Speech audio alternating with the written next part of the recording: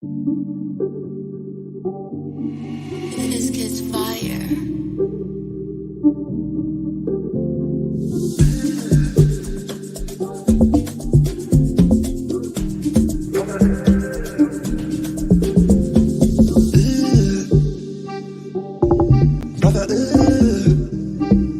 What's that? What's that, brother? What's that? What's that, brother? Brother, what's that, brother? What's that? What's that, brother?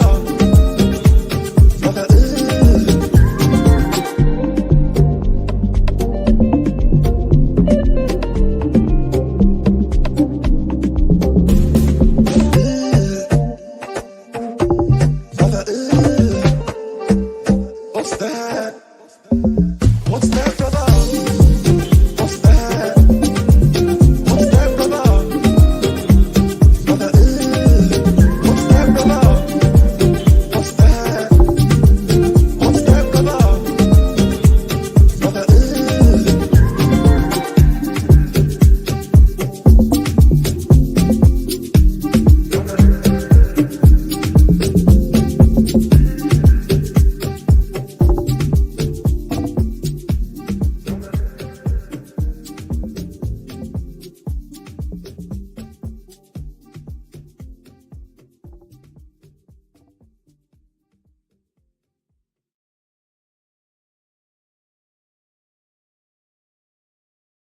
Yes, guys, welcome back to another stream. Just do a quick audio check for me, guys. Just do a quick audio check. Let me know if the audio's fine. Yes, in the chat, all that jazz. Hopefully you guys are well. Let me know in the chat if the audio's good so I can unplug the mic if it's not. All good? Good. Right, okay. Well, in that case then, guys, if you want to join the call, Daps is coming in a second. He's just finishing up on his own channel, Never a Foul. Then the link to do so is in the description. That'll take you to the community post. And if you're a member, you'll see the link. It's a member stream, as always. That's one of the perks of being a member, supporting me on the channel. Get to come on to do the phone-in shows. You obviously do what you want in it. You know, links in the description. Big up to Alf, Rustin, and I am Guardiola, who've joined in the last hour or so. Links in the description if you guys want to get on it. But yeah, guys, we're just going to jump straight in, man, because I've had my say. Most of you probably was in the stream earlier and heard what I've got to say about the whole situation. By the way, vote on the poll. There's a live poll in the chat. There's some City fans now that think this isn't a good move and that they think that we've actually made the wrong call. So be interesting to see what your thoughts are. Let's just get straight into the callers, though, man. Let's bring on our first guest. I am Guardiola, bro. We're saying, lad? Hey, LB, what's up? How are you? Yeah, I'm chilling, bro. I'm chilling. Pretty mad day, but I'm good, bro. How are you doing, man? You good? Yeah, I'm doing good. I haven't been feeling that great the past couple of days because I witnessed the triumph of Real Madrid again. I didn't like that at all. The 15 Champions League. I just don't think they deserve it at all, you know. And I'm hearing that Vinny Jr. might get Ballon d'Or. I don't know. I don't know anything about this. Like, he doesn't deserve it also. I don't know how they did it, but, you know, I think Dortmund missed out on it, you know. They got it in the DNA, bro. You got to kill them off. You know, if you look at it, Leipzig should have beat them. City should have beat them. Yeah. Dortmund shouldn't have beat them. But ultimately, when you speak about all these teams and no one's beating them, you've just got to give credit where credit's due, bro. Like, at the end of the day, they know how to get the job done. And unless you kill them off, which is what we did last year, bro, when we beat them 4-0, you've got to put them away. Yeah. And, you know, if you don't put them away, then that's what you're going to get. You know what I mean? They deserve it. They do deserve it because they won it. Whoever wins it deserves it, innit? Yeah, I don't know. I think in this competition, Real Madrid have this luck that comes out of nowhere.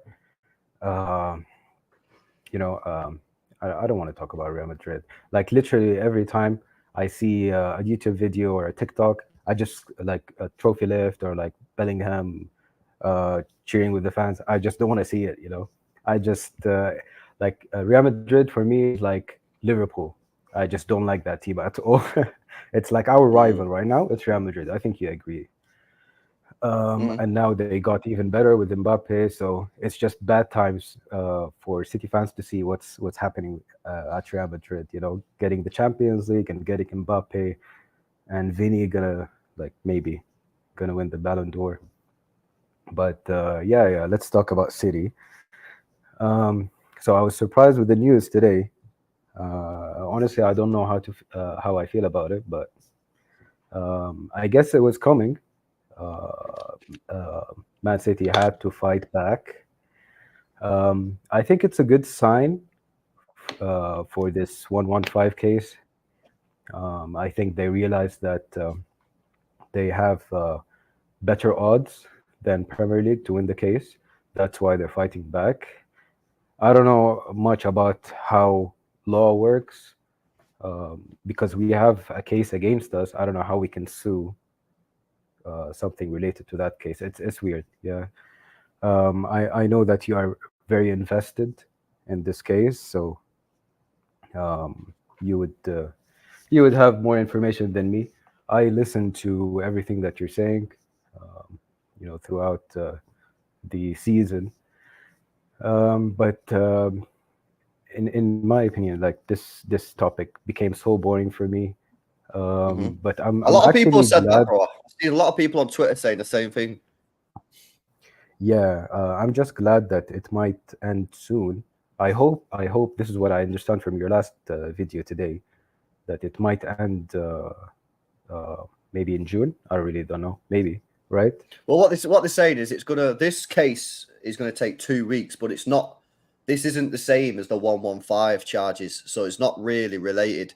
So this case is gonna be done in 2 weeks. Now, whether we find out straight away, I don't know. They might have to take a couple of weeks, a month to actually tell us what the outcome is. But this should only take 2 weeks. But then, of course, we then go back to November for a 6-week trial for the actual 115 case. I mean, what's happening November. like now.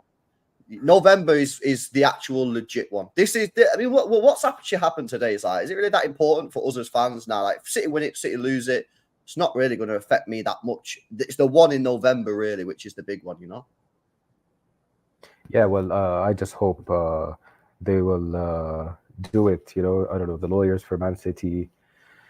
Um, I trust Khaldun. Khaldun is probably the best chairman you can find for any club in Europe, the world, and I have no choice but to put my trust in him. And That's very true. We don't have any other choice. That is the only choice you've got.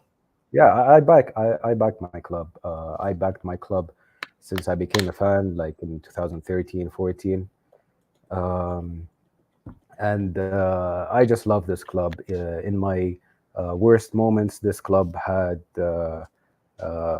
made me happy. You know, especially in the Champions League.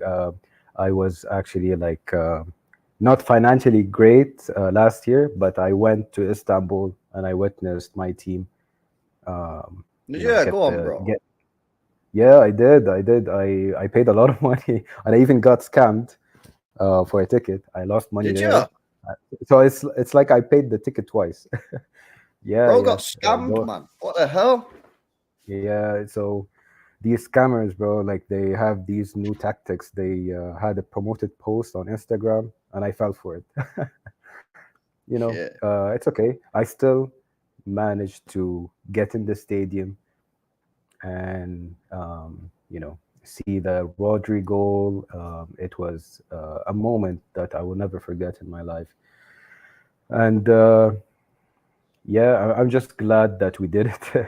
that Mm, last year, 2023, was a year to remember. For all of us. This That's season, I feel that we did okay. And I'm happy that we did the four-peat. It's such an incredible achievement by Pep, by the players. I just feel this season we weren't the same. I don't know. Is it the Gundogan leaving? Is it Mahrez? I mean, Mahrez wasn't even playing that much. I don't know. There's something about this team that felt missing. It was missing I agree. something. Yeah. Um, and Even though it was missing something, it still didn't do too bad. Won 3 trophies. I don't even know how we won the league, to be honest. Like we had such a tough opponent like Arsenal, Mm. and like the day that they slipped, Arsenal and Liverpool, it was like I thought that, oh, this is gonna happen. This might actually happen. Like we're gonna win the league because from our experience, remember like 18, 19, when it was January or February when we got the top spot and Liverpool are doing catch up with us, Mm-hmm. we were not gonna give away this first place, you know. So I Facts. knew that this is gonna happen again. And yeah, that Tottenham game, that was the only game that I was actually worried about it. Like um, before Nottingham and all that, I knew that that game is going to be the hardest game to play. Mm-hmm. And yeah, I'm just really happy that we made it. Premier League over Champions League for me, of course. Champions League, I think you play 13 games, and the Premier League is like 38 games, if I'm not Mm-hmm. mistaken. So, Mm-hmm. I mean, it's the time you invest, and imagine like you watch the team for all this time, 38 weeks, and then you don't win it. No, no, for me, it's Premier League. And I think the financial I agree. rewards for the team I agree. is higher. Yeah. I'm with So, you. yeah, I mean, our targets next season, it will be unrealistic to ask for a treble. Like we really need to, be humble and like try to narrow it down to one major trophy. I know that this club has, the aspiration to be the best in Europe, but like some of my friends are just asking for a treble again and again and again. This will spoil us, and it's not gonna feel great at the end of every season when we miss out on the trophies, like Mm-hmm. the like let's say this season, the Champions League. So pick a trophy, a major trophy, and if another major trophy comes, be happy. Be extra happy actually. So like just try to limit your expectations. Don't ask for Nah, every facts, major bro. trophy. This will Nah, hurt that's you. we. I think the club will aim for every trophy, bro, because I think that's the where they are. But you gotta be realistic, as you say, bro, and you gotta pick and choose where which trophies you can realistically get. But listen, bro, I want to move it Yeah, on just because I've got a couple of callers course. Yeah, coming in, bro. But I appreciate you jumping on, especially the first caller of the day. People nice normally get speaking to nervous you, with that, Abubi. so yeah, come on again, bro. Make sure you come on again. We're gonna do these weekly, especially through the summer, man. So make sure you get on, yeah. All right, bro. Big up to you, bro. Thanks, you. See you in a bit, man. Thanks. Big up to I am Guardiola there, yeah, because first caller coming on, it's always a big one. There's only 4 people in the queue, guys, so you guys can come on. I'm gonna bring Rustin on now, then just so the guys in the back know, we got AK, Bevel, and then Dashmesh as well. So the lads in the background just waiting to come on. Just enjoy the show until we get you on. Daps is gonna be here in a minute. He's on the bog. But let me bring on the main man. Rustin O'Neill, bro. What's going on, brother? How you been? Oh, I should call you Scout O'Neill, bro, because you're Alex Baena. Hey, let me just turn your mic down 1 second, bro, because it's quite loud. 1 minute. Let me see if that's a bit better. Yo, bro, I'm gonna start calling you Scout O'Neill, bro, because you're Alex Baena shout. Yeah, it was wild, bro. This guy is insane. Straight baller, right? Yeah, I've been it's telling actually mad, people, bro. like, you know what, like you just gotta look at certain aspects of their game and how they would translate into City system. Like, not just Pep system, but City system. We're all about the attacking based, football, possession based. So it's Alex Baena, he just fits perfect into what we can build and how we built our system. So yeah, top down. I mean, hands down, he's one of the best prospects for us. I swear we can get him so cheap. We How probably only much get is him it? for I like seen him linked 25. with someone, bro. I seen him linked with someone. Has he been recently? I haven't checked. Yeah. Yeah, I seen him linked to someone the other day. It wasn't City though. I don't know. Anyway, bro, I seen you tweeting, not tweet. I seen you a couple super chats in the Terry stream. What are you making of this whole fair market value nonsense? You seem like you have a little bit of a knowledge on this. Well, so under US GAAP and IFRS, which is pretty much the accounting framework, right? Which all the companies or businesses have to report under their financials. So primarily, when they receive their financials, the financial statements from the clubs, they're receiving them under IFRS. And under IFRS, they have what we call related party transactions, and those have to be valued at a fair market price. So, in that regards, that's what I was speaking. That's what I was speaking to. Is that they have to, once the financials are audited, they're looked at and they're assessed whether or not they've been done at a fair transactional price based off the current market value of it. You following with me so far? Yeah. I'm following you, bro. Bro, Okay. are you going to be back? Are you going to be inside soon? Oh, is it a little bit windy? Bro, yeah, the wind's moving mad. Okay.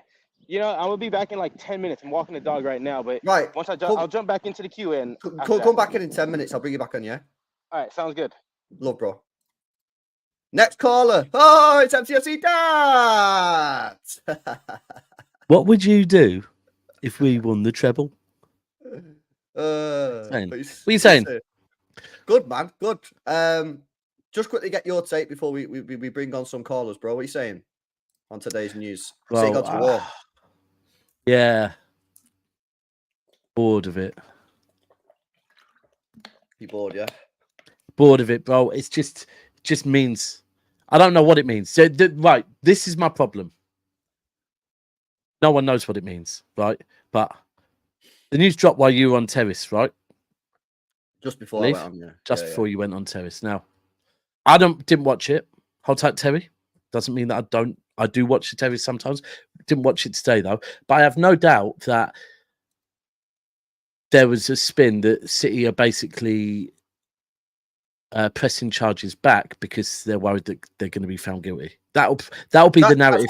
That's what everyone's been saying all day on Twitter. We don't know that, but I knew. I've watched no football YouTube today. Just did a show on my own channel, so we control what was discussed on that. But I already knew with this that the take everyone will come out of will be, yeah, City are doing this because they think they're going to be. And straight away, everyone's saying, yeah, see, City shouldn't be. I'm just bored of it, bro. I'm so bored of it. Because we don't know. We don't know it's that, right? This could actually be that City think that they're going to be found innocent and are now thinking, right, we're going to start now pushing the other way. That's what it could be. I'm not saying it is because I don't know, right?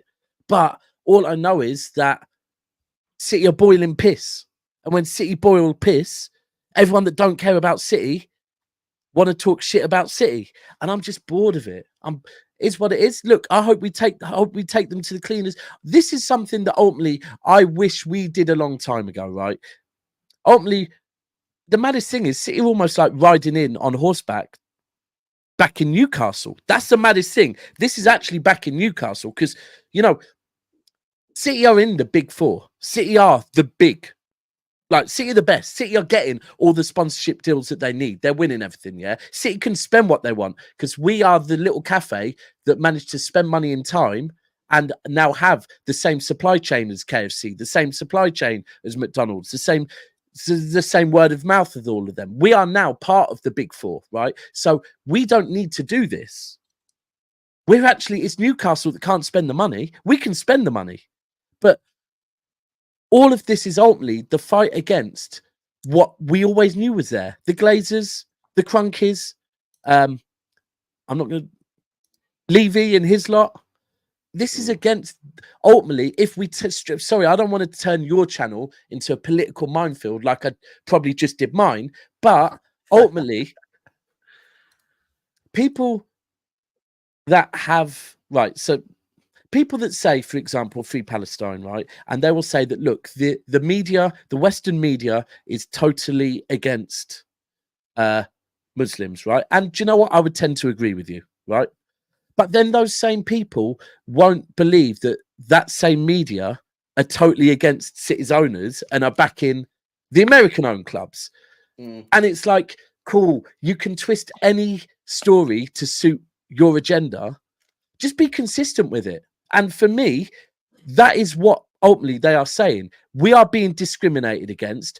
I believe it states golf-owned football clubs, right? Mm-hmm. So what I'm trying to say is that people will twist things to how they want it. And with this coming out, it's just being twisted as another negative on Manchester City. And I'm just bored of it, bro. I'm so bored of it. Send us back to Division 3. I know that's never going to happen, by the way. But send us back to Division 3, and it is what it is. It's just yeah. Right. And I think the one thing I would say this has kind of maybe helped us with a little bit is some of the dates that we've seen, because I know there was often this date of 115 is being looked at in June. Well, now we know. Now we know it isn't 115 that's being looked at in June. It's us trying to get the what's it called? Is it APT or something? Yeah. I can't exactly remember the thing. But that's the date in June. And we now know we've got to wait till November, which for me it's long. It'll be near Christmas, bro. When we find out we get relegated, it'll be Christmas. It's gonna be crazy. It means potentially we get to do 1 year in the new Champions League, and then after that, us Chelsea and Newcastle can all fuck off and do the Super League. And the mad thing is, because if you think about it, right, the three clubs that we all know wanted to stop City in the first place was Arsenal, Man United, and Liverpool, because they had a monopoly. They were always going to be the ones that generated the most money because they were the ones qualifying for the Champions League. They were the three biggest clubs. From the minute the Premier League started, those three were going to generate the most money. Therefore, those three were always going to be in it, right? If City were to get relegated, I'm pretty certain, and they won't, but we'd go, do you know what? Cool. We'll go and join a league with everyone else in Europe. Chelsea would come with us and Newcastle would come with us. That's it. Thank you. Then ultimately we'd be leaving the Premier League to the three that originally wanted it in the first place. It's just a mess, bro. It's a mess. It's a mess. That's the best way of describing it. A mess. It's just a complete fucking mess. I don't like that our club's involved in it. That's all. Nah, nor do I. Let me bring in. I got a caller that wants to say something to you. Go on. Yes, lads. Yes, Woody. Daps. The real investigation, mate, is when's your head getting turned upside down? When are you going to put your cowboy hat back on? You've got a cap to cover up the bald head, mate. What are you saying? I'm good, mate. It's mad, isn't it? It's absolutely mad what's kicked off. Boring, isn't it? Couldn't believe it, mate. We're just getting... It's just a load of politics. All I really care about at the end of the day is just winning on the pitch. And it's just a load of stuff we got to yap about now until... And it's, the thing is, for me, it's never actually going to be... even if you said tomorrow there was a decision on it and we were completely innocent or whatever, people are still just going to keep going on about it. So for me, it's not... It's never actually going to be sorted out. No, I actually had someone say the other day something like, once the Premier League's finished with you, UEFA will take that Champions League off of you. And I thought, sorry, are we going in a roundabout here? Is this what's going to happen for the rest of us? Like one of them finishes, then go, you have another go until someone manages to beat us. But do you know the one thing I heard today as well is that and this was in one of the papers, that what City are doing is, right, they know that the Premier League, usually the Premier Leagues have spent about 5 million on legal cases, right? But in the last year, the Premier League has spent 20 million on legal cases, and the Premier League are predominantly trying to allocate all of their law team to 115.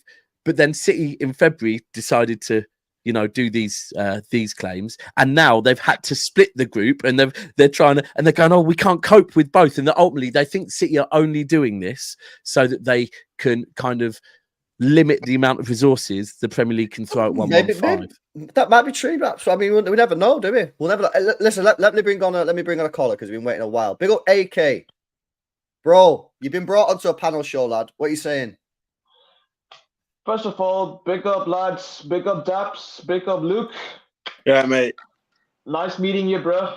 Nice one, mate. For the first time, bro. And as you can see in the backdrop, I got all the three legends on my wall here. Cold, mate. That's cold. That is actually a goated. Yeah, move your head. I was trying to see that. Move, bro. I want to see the shirt, bro, behind you. Oh, yeah, shit. He thought you were saying he's the GOAT. AK's the GOAT now. AK thinks he's the GOAT. Hold on. So it's De Bruyne, Aguero, and Mahrez. Mahrez. Oh, Mahrez. Mahrez. Okay. Mahrez the GOAT. Crazy. AK, tell us, bro. What are you making of all this this legal thing, bro? Yeah, I mean, as a City fan, I mean, I'm living in Leeds at the moment, so yeah, I mean, I'm tired of people calling out my club saying, "Oh, you want a treble because of 115 charges." Yeah, you know what? Take that to the bank. Yeah, I don't give a fuck. He's going sick, bro. I don't give a fuck about what you say. Yeah, we want it fair and square. If you want to keep on crying and having this loser attitude, I don't give a effing hell what you say. LB, give him the stage, LB. Give him the stage, man. Give him 30 seconds. Guy's gonna get himself cancelled on his Yeah, and face on the you know stream, what? bro. You know what, lads? You know what, lads? It's about time. It's about time we fight against these corrupt Premier League bastards. Yeah, these red cartel bastards. Yeah, they've been cussing at my club for I don't know how many months right now, and I'm tired of hearing this 115 cheats. You're just like Real Madrid. You know what? Hold that. Yeah? Because you don't have what it takes to get over the line like Man City. Because we know how to get over the line in title races. And if you can't match up to our standards and just whine, go ahead. Bro. I mean, look, the Go thing ahead. is, 115 helps any of us lot. They don't realise that whether it be lads on his YouTube channel, whether it be lads on Instagram, whether it be LB's YouTube channel or mine or whatever, they don't realise every time they write 115 and hit enter, yeah, it helps us massively, yeah. Spam the chat with 115. It helps all of us. Trust me. They don't even realise that they're helping us. So it is what it is. I just think it's funny that, you know, people don't want to, and I had this with a group of my mates who are Arsenal fans. And when we won the league, they started writing 115, won it again. I said, "You're 41-year-old men. Grow up. You're literally writing numbers. Yeah. Like you haven't been speaking about our group chat, right, for 8 weeks up until the night that we beat Tottenham. I had to put up with them telling me what games we were going to drop points in. And I'm like, okay, yeah. And then a week, then when we don't drop points in that, they go, no, it's not that game. It's the next one. I'm like, okay, cool. And then then when we beat Tottenham, all the 115s came out. I told them all to grow up. I didn't hear from them for 2 weeks because they just had nothing to say. And you're spot on. Ultimately, what has 115 got to do with this season? What has it got to do with this season at all? Exactly, Daps. Exactly. What this Villa's has got a lot to do with this 115. season. Yeah, Villa's what got a has it lot to do with this 115? season. Villa home and away, that's got a lot to do with this season. Coming to the Etihad, playing for a draw, that's got a lot to do with this season. Looking crap against Bayern Munich, that's got a lot to do with this season. You know Fulham, what, that's got a lot. Excuses. 115 has got with nothing that to do club. with this season. Nothing to do with Yeah, this season. because they run up their mouth so much here that even they can't even beat a weakened Bayern Munich. If we were there with Bayern Munich, we would have slapped up these lot, yeah? We would have beaten them easily. Yeah. We would have. But then these guys are drawn to Bayern Munich. I can't even beat a Bayern Munich team after getting smashed 8-2 in their recent history. And they have the goals to talk about us winning the league. You know what? They can take that to the bank because they're fucking piss poor. Spot on. Bro's cooked. Cooked. Bro's cooked. AK, bro, anything else you want to say before we move on to the next caller, bro? Yeah. Anything else? Yeah. I mean, I'm gonna say this. Yeah. It's about time we fight back. Yeah. With all this hypocrisy and all this utter nonsense that this league has been spewing at us for years, and it's about time we rise. That's all I can say. Hey guys, W's in the chat, man, for AK. Big up, bro, coming on again. I appreciate you, bro. Guys, W's in the chat, man, for AK, bro. Just absolutely cooked, man. W's in the chat. Lads, what are you doing, bro? Are you staying with us? Yeah, I'll stay for 5 minutes. I don't know. AK's reeled him in. He's like, I'll stay for the next call and then I'll go, mate. Yeah. Sweet. All right. And let me come to some of these chats, actually. I forgot to do these earlier on. My bad. Big up to William says, big up LB. You were great on the terrace. Appreciate you, bro. Thanks for tuning in. Big up to SB, says get the likes up to 115 chat. Make sure you hit the thumbs up button. Big up to Daps and the boys at Never a Foul as well for the raid earlier on. I forgot to thank you guys. Appreciate that. Big up to LB, says don't think City should have done it. This looks bad. We'll speak about this actually. And funny enough, then we've got Henry with the super chat. He says City on the offense. Good legal strap. Punching back. And then Roshan says LB bro, crazy scenes in India here. In India right now, just witnessed the AFCON of politics. Yeah, but I seen something on Twitter about it, man. I don't know what's happened, but yeah, I don't know, bro. I don't have a fucking clue what's going on. But I did see something on Twitter about it. It's all popped off. So yeah, foot knows. Before I bring in the next caller, yeah, any of you boys think that the concerns from some City fans that this isn't actually a good decision and it makes it worse? Do you buy into that, or you just think, nah, this is the right thing to do? Because there are some City fans out there that think, nah, we shouldn't have done I this. hear it. I think that's, but only that's because, like I said, the minute this came out, I knew that certain YouTube channels, certain media outlets, they're going to put a spin on it that this is basically City knowing that they're going to be found guilty. Therefore, they're doing this. Do you know what I would say? Every summer, when Pep and the team go into the transfer window and they sign a player that I'm maybe not 100% sure on, I trust Pep, I trust Tiki, I trust everyone at City that they're doing it for the right reason. Now, one thing we always say is at City, we get the best in class in every single role, right? From Khaldoon all the way down to Brandon the Kitman, right? Best in every class, right? So we have got the best in class as a legal representative, right? We have got the best you can afford. We can afford, right? This will be a move. This will be one of the chess pieces. This hasn't been, do you know what? Khaldoon woke up one morning and gone, do you know what? Let's just take him to court. There'll be a reason for this. So at the moment, the problem is that, as usual, as City fans, we just have to take the backlash of every other rival fan, given the reason being a negative reason. And I think it's quite fitting that this has come out today, because I think we're all on the edge of our seats waiting for Khaldoon's end of season review. Mm-hmm.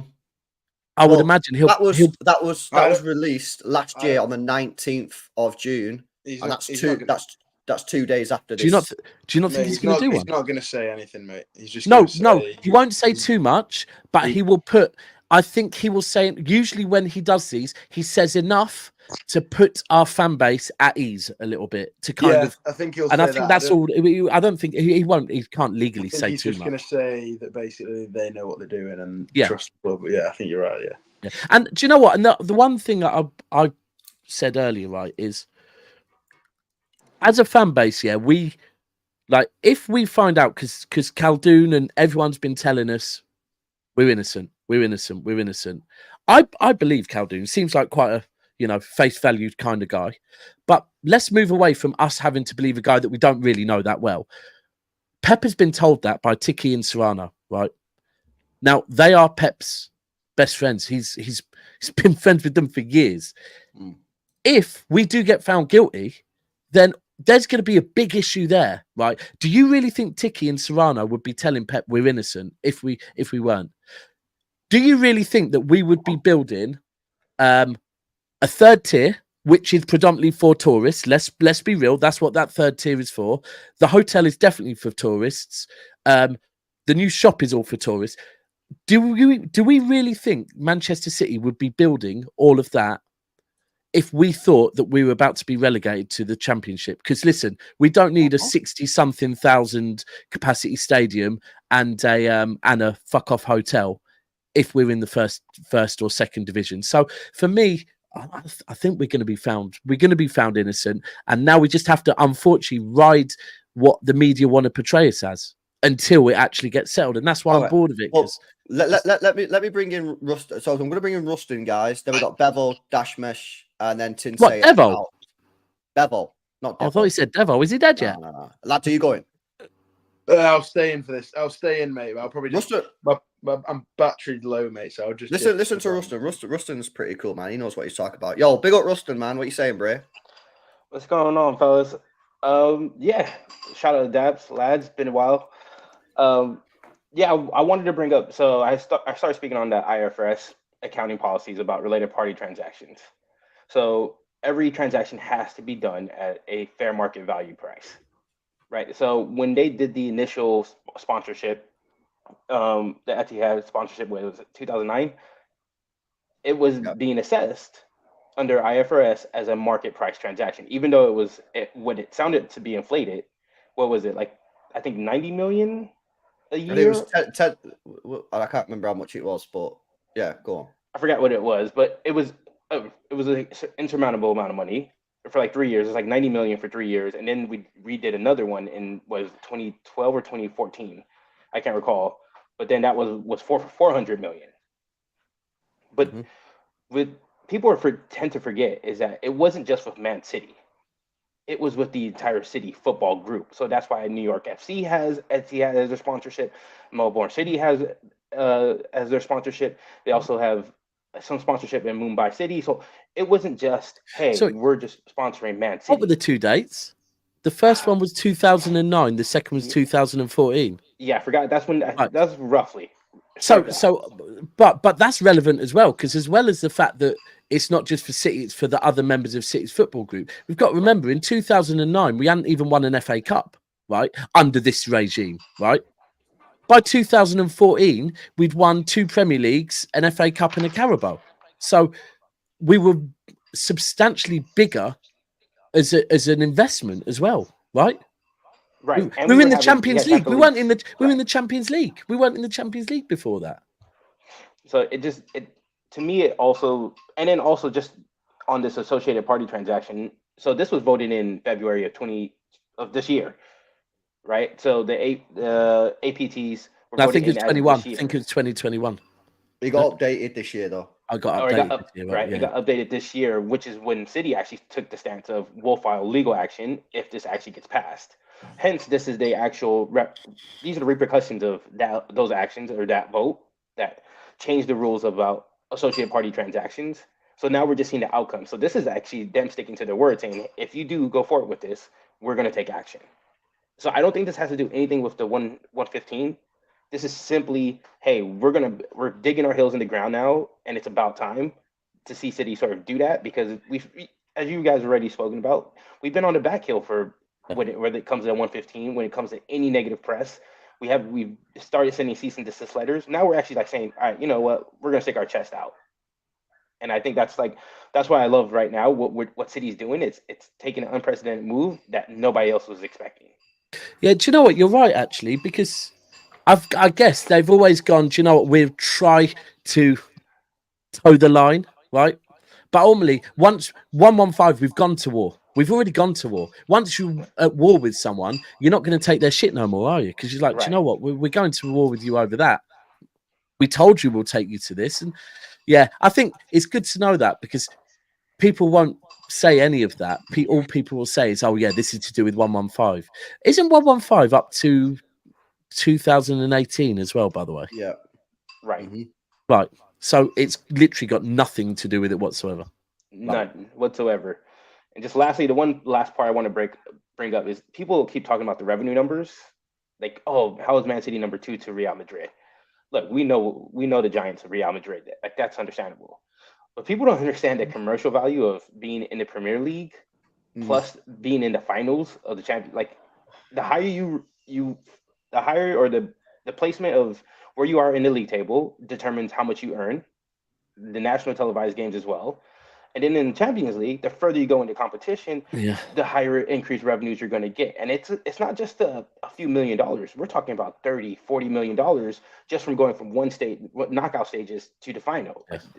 So you go from, you accumulate every single knockout stage, plus you get to the final and you win it. Yeah. Your commercial revenues numbers are crazy, just simply because of that.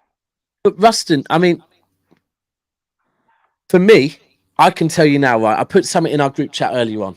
I was walking my daughter to school, and in front of me is a little kid with a City bag on. Now, I don't live in Manchester like lads in LB. I live down south. When I moved down here, I couldn't find a City shirt down here. I had to get my sister to send them down and that.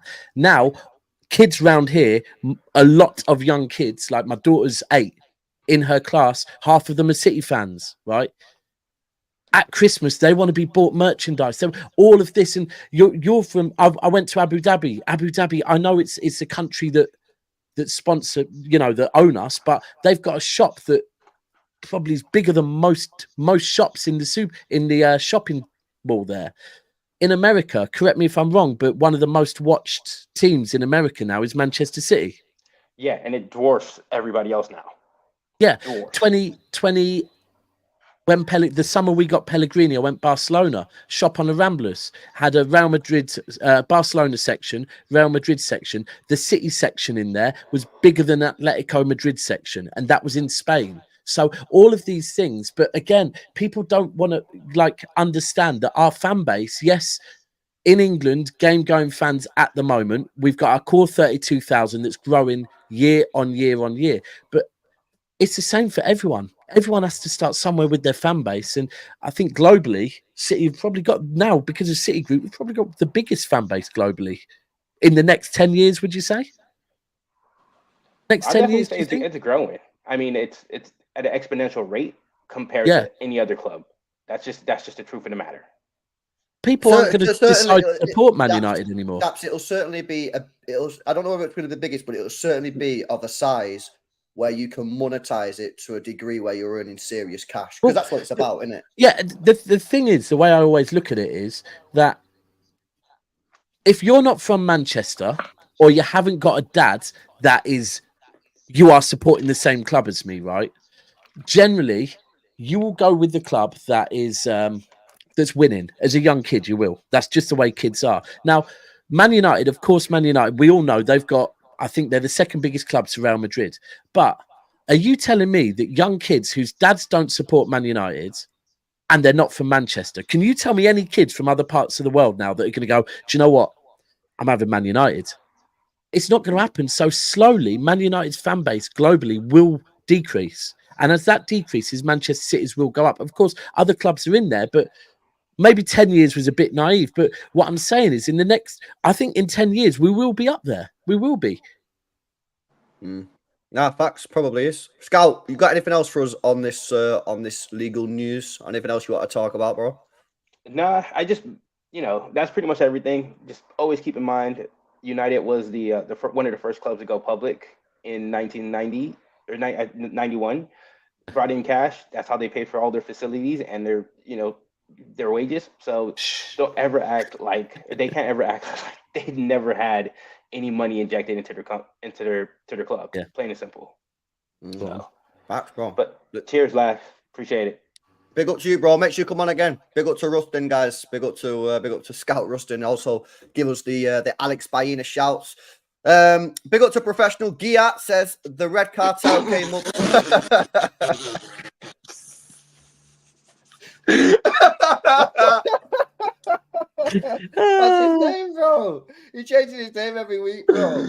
That display picture's mint as well. Somebody clip that. Chat, somebody clip that right now. Bro, that's his name. He's had his name for a week. Chat, somebody DM me that rapid.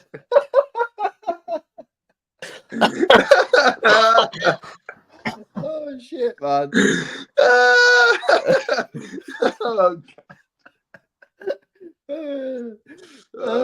Let me read this super chat, man. He says the Red Cartel came up with FFP because they wanted to.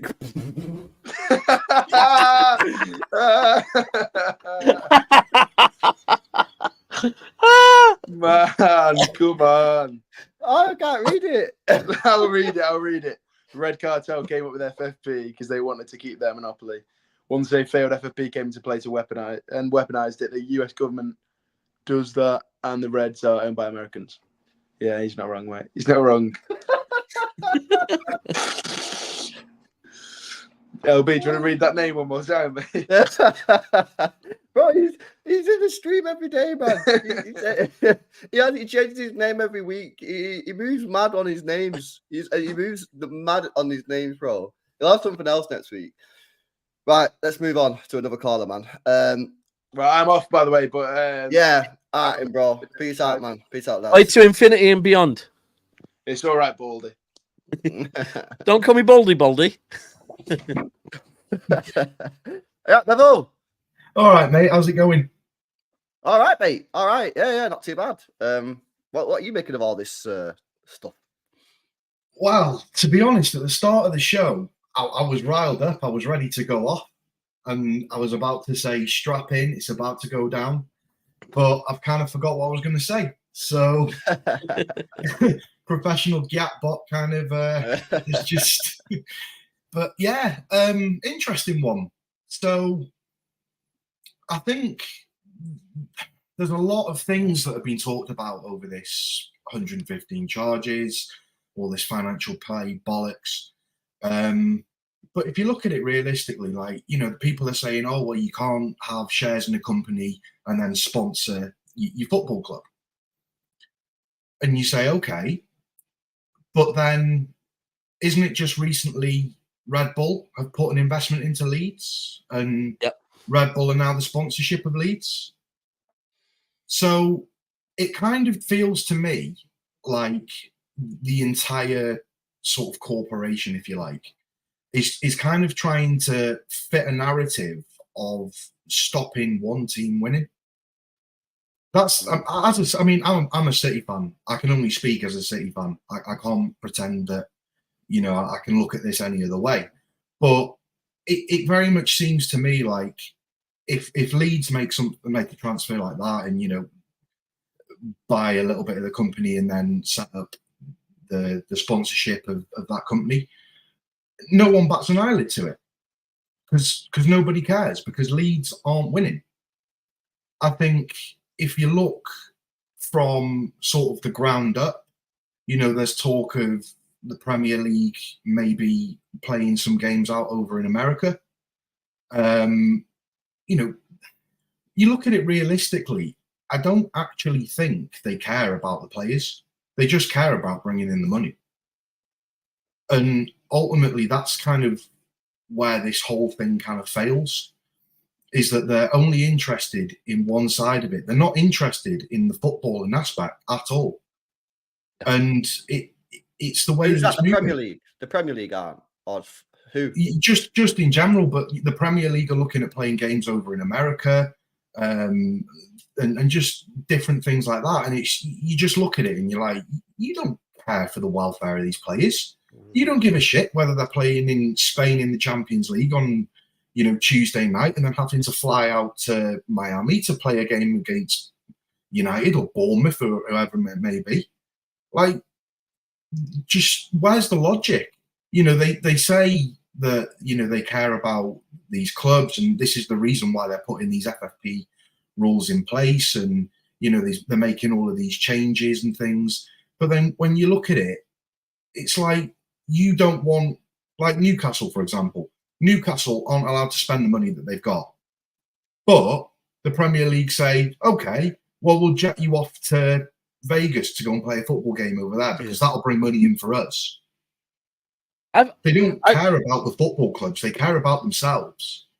The truth is, when financial fair play was brought in, and I always remember, right, that Gary Neville, back when, I reckon it would have been about 2018, 2019, and he did this really passionate speech. And this is when Neville was a bit more at loggerheads with Man United, when he, you know, I think he hotel football had recently gone up, and him and Man United weren't on great terms. And he did this real passionate speech about City and Liverpool and how he hates the fact that City and Liverpool are being run so well, right? And he said, I think it was UEFA or Premier League at one point. He was saying they'll probably try and take City to court. He said, and City will take them to the cleaners. He said, because that is a club that is being run correctly as far as what financial fair play should be there for. Financial fair play should be there to protect the football club, to make sure that we don't have a Portsmouth, a Leeds, or many of these other clubs where owners come in. Do you know what could have been us under Sinatra, right? Where people come in and take out massive debt, massive player wages, saying, don't worry, I can cover it, and then basically decide, oh God, I can't cover it, F off and leave. I mean, Reading, look at Reading at the moment, what's going on there. That is a club that is run badly, right? That is a club that's being run into the ground, right? And ultimately, what Neville said at that point was that the way City are being run is the way it should be. That ultimately, look, if you're buying players for X amount and putting them on these wages, if you sell the club, you have to clear the wages before you leave, right? That's what it should be there for. But then all of a sudden, he gets really, really, I don't know what his role is exactly within Sky Sports, but a lot more senior, it seems, within Sky Sports. And all of a sudden, his narrative completely changes. There's no coincidence. It's all of this is because we took food off of the plates of others. It's as simple as that. No one, we were the club that everyone said was their second team. I like City, loyal bunch of fans until we ate a Premier League off of someone's table. Then all of a sudden, and I saw it, all of a sudden, it was no longer how long have I support. It was no longer, oh, you're a decent lad supporting City. You've been loyal to them. It's all of a sudden how long you supported them for, and that's what it is. It's just, they want their monopoly back. We came in and ultimately we took the monopoly away from them. The way I always sum it up is, if you're in the Champions League and the Premier League, you're earning big money, right? Yeah. Mm-hmm. It will stay that way forever unless you're allowed to invest. If you've got a cafe and then you've got a KFC, a McDonald's, and Nando's around it, the cafe hasn't got the same supply chain, hasn't got the same word of mouth, hasn't got the same advertising. It's not a level playing field. If someone comes in and takes over that cafe, they have to invest money to make it a level playing field. That is exactly what has happened at Manchester City. Now it is a level playing field. Are we spending more than anyone else? No, we're not. Because it's a level playing field. We've got it to a level playing field. And do you know what? Now what we're kind of saying is make it level playing field for Newcastle. Yeah, completely agree. And I think you have to look at the other aspect of it as well. You see on Twitter, there's, City are doing it for this and they're doing it for that. But you look at it overall and you just think, the Premier League was boring the Premier League's now boring. Yeah. Goldfish forgets that the Premier League wasn't boring to him 10 years ago when they were winning it 7 out of 8 years or whatever it was. Mm. And fans and media in particular are quick enough to change their agendas to fit their narrative. Because it's not their club, or, for whatever reason, it's not a club which fits what they want, they go, oh, they must be guilty. And, I've been watching all these shows about, City with this 115, are they, they're going to be innocent, are they guilty? Most fans and most of the media have already sat their minds out that City are guilty, even if we're innocent. So why are we talking about it? Mm-hmm. We're talking about it because it's what get clicks and it's what entices. But that's partly why. That's partly maybe why City have done this, because some people are like, "Oh, this isn't a good look for City." I'm glad that they've gone back at them. Well, City probably looking at it and going, "Well, hang on a minute. Everyone's saying we're guilty anyway. We're not really, our stocks are not particularly that high with the neutral. So what? It can't get any worse. If we think the laws are, because basically City is saying these rules are unlawful. They're saying these rules that they brought in breach UK competition law. So if City is saying that, then they're going, well, we might as well. We'll be the ones that challenge it because we've got nothing to lose. Everyone hates us out as it is. Let's look at it a bit further, to be fair. We all know that at the moment, there's not much news. It always happens when there's not much news. 115 gets brought up. I believe we submitted this in February, right? And I believe that we did, didn't we? We submitted the papers on this back in February or March, yeah. Right? And I'm surprised this news didn't come out before Tottenham away. Or the day after. Or the day after. But ultimately, it's come out at a time, as usual, when and I have no doubt it will have been leaked probably by an American-owned outlet or an outlet that have got an agenda against City. So it's what it is, man. But you're right, LB. Everyone's going to, even if we beat every single charge, well, it's brown envelopes, wasn't it? So might as well. We might as well, yeah. Because if we lose the case, then it's like, right, we've lost it anyway. It doesn't matter. we'll defend the 115. Like you might City looking at this. If City do believe that these, and you've got to think as well, guys, and for the neutrals in the chat, yeah, you've got to think that City do genuinely believe that these laws are breach the UK. Paying panic for this much for. Well, number one, we're not going to pay the lawyers all this money to challenge a law which we think is illegal if we don't actually think it's illegal. And two, we don't really want to lose the case. So you're going to go in there thinking that we've got a good chance of winning this case because we do genuinely believe it's illegal. Because otherwise, what's the point? I'm not going to sue someone if I think I'm going to lose. And not only panic, if City, even if Khaldoon and co thought it was, if they went to panic and said, yeah, by the way, we want to, you ain't got a chance in hell. It's not illegal. If he's, ultimately, if he said, yeah, do you know what? You've got a case here. We've got a case here. Otherwise, we know we've got a decent chance because apparently other clubs in the Premier League think we've got a decent chance. That's that's literally what the report said today. It said other teams in the Premier League think City could win this case because clearly they've gone to their lawyers and said, you heard what City is saying. They're saying these rules are illegal, and then they've given it to their lawyers, and their lawyers have gone back and said, they might have a point, you know. Yeah. That's how that's effectively what's going on. That's how law works. Yeah. If we win this as well, it will be massive. And big time. It'll probably go down as one of the most historical, changes probably in English football since the Bosman. Yeah. Probably since then. You're right, bro. And you know what? Like teams like Newcastle, a lot of Newcastle fans very interested in this. Villa fans. I think you've got a lot of fans, maybe of maybe Everton, Forest, who are keeping their eyes on this. I think there's a lot of teams here who are looking at this and saying, we've been screwed, whether we've been had points deducted or whether we've not been able to spend money or whether we're going to have to sell players. Looking at this, thinking, you know what?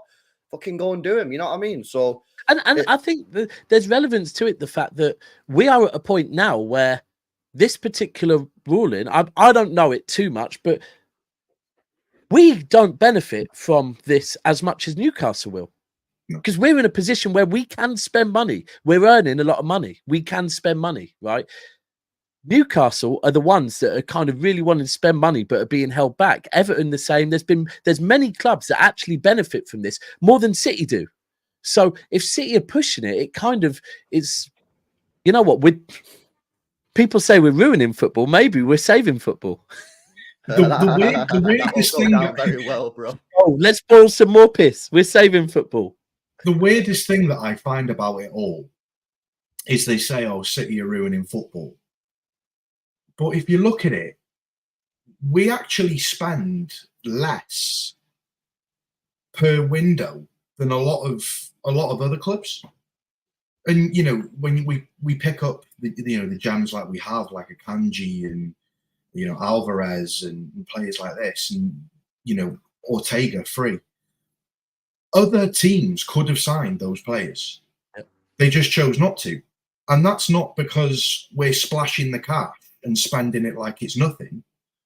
We're literally we've got the setup to find the best in the world that fits our system. Do you know another thing that I think people forget when they say City are ruining football? Firstly, the way that City do their business compared to other clubs, a lot of other clubs will do, payments over multiple years, right?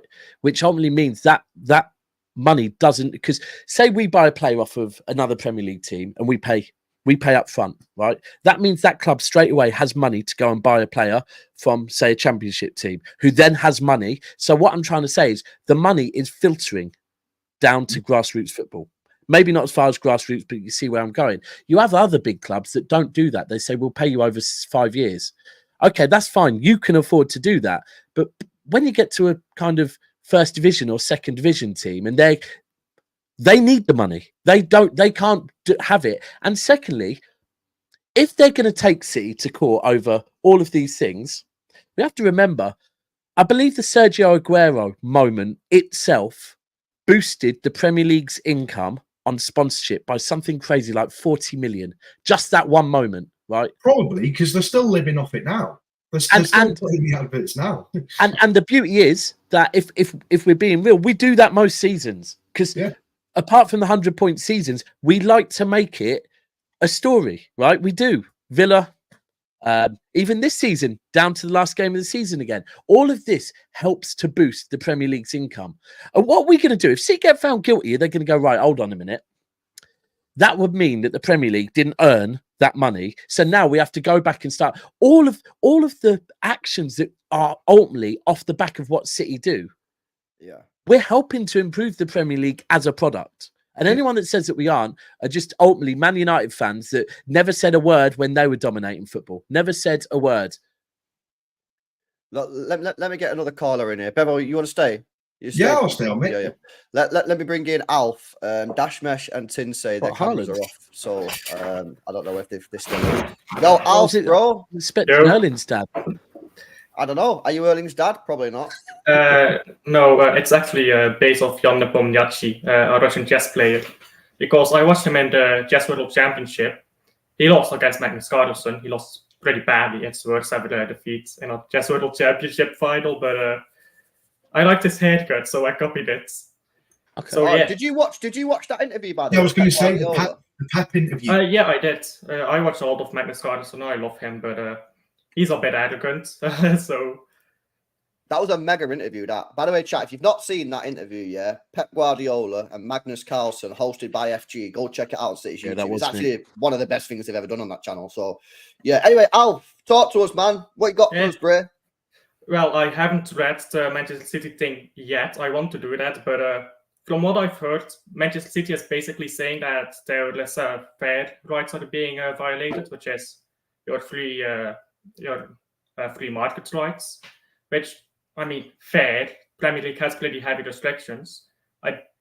I struggle to see exactly where it's going to go, but I haven't read up on it yet. So I do study accounting. I'm not graduated yet. But I don't quite see where Manchester City is going with this.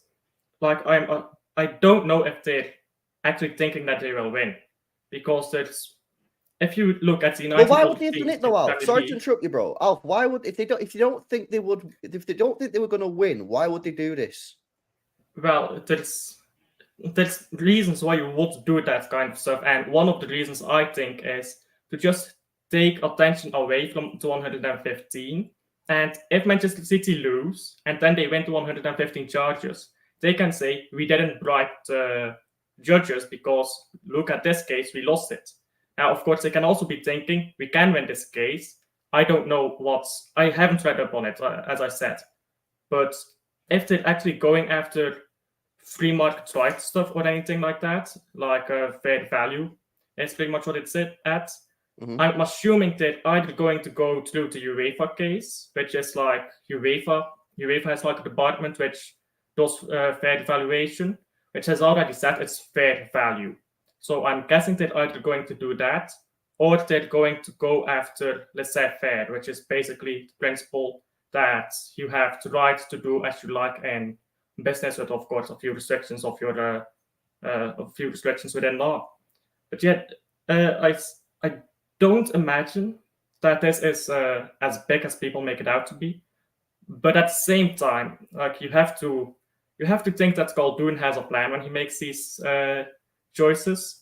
So I'm not confident. That's what I think. I'll put it at that. I'm not confident, and that's maybe coming from someone who is a Club Brugge fan, and I've seen my team lose a dozen lawsuits in like 8 years.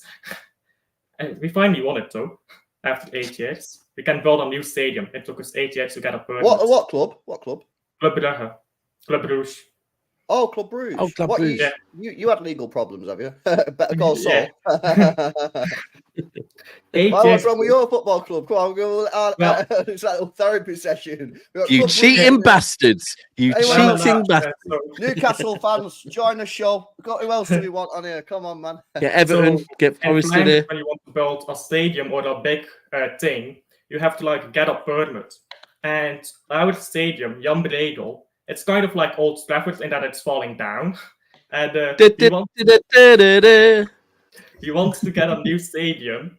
And we have been wanting to get one since 2016. But they've kept turning it down because someone like the Antwerp owner or Antwerp official was like, no, I don't want you guys to build a new stadium because there's this rivalry.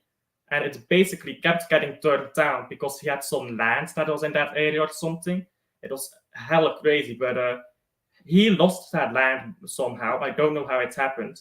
And our permit finally got allowed after 8 years. So now we're allowed to build out a new stadium, which I'm excited about because we have been selling out our season tickets by today already. Our season tickets are completely sold out. Our stadium is just too small. It's falling down. It's old. Like, of course, Jan Bredel, it's a classic stadium because it's shared by Zet Club Brugge and Club Brugge. And at the end of a derby, we put our flags in the middle of the pitch if we win. And if we don't, then it's Zet Club. But I don't remember the last time they won. I think that's in 2016 to be. Was it 2016 the last time they won a derby? Well, man, I don't remember. Daps, let me ask you a question. Do you think City would do this if they didn't think they could win the case? No. I don't think they would either. I'm not saying they will win the case because obviously when you go to litigation, you go to court, you have this sort of debate or whatever. Anything can happen, right? Litigation risk is what it's called. Mm-hmm. But surely they haven't. Surely they believe that they've got a decent chance of winning. Otherwise, I think the amount of information we've seen on look is 365-page document. I don't think any of us probably know exactly what we are saying. And I think the media will take it, and the media are probably making it out like what City are asking for is or pushing is totally unfair, because generally that's the way I see the media in this country treat our club. I think that's part of the bigger issue that Manchester City are talking about, that ultimately, because of the media, we were guilty before. In this country, it's innocent till proven guilty, except for Manchester City in these charges. Right, the media has very much made it clear that we are guilty, right? And I think that's part of it. And I think this is just another one that what we're being told about this, none of us really know. And that's why when I first came on LB, I said, I'm just bored of it, because we find ourselves once again trying to defend something against people that apparently know absolutely everything when we actually know absolutely nothing.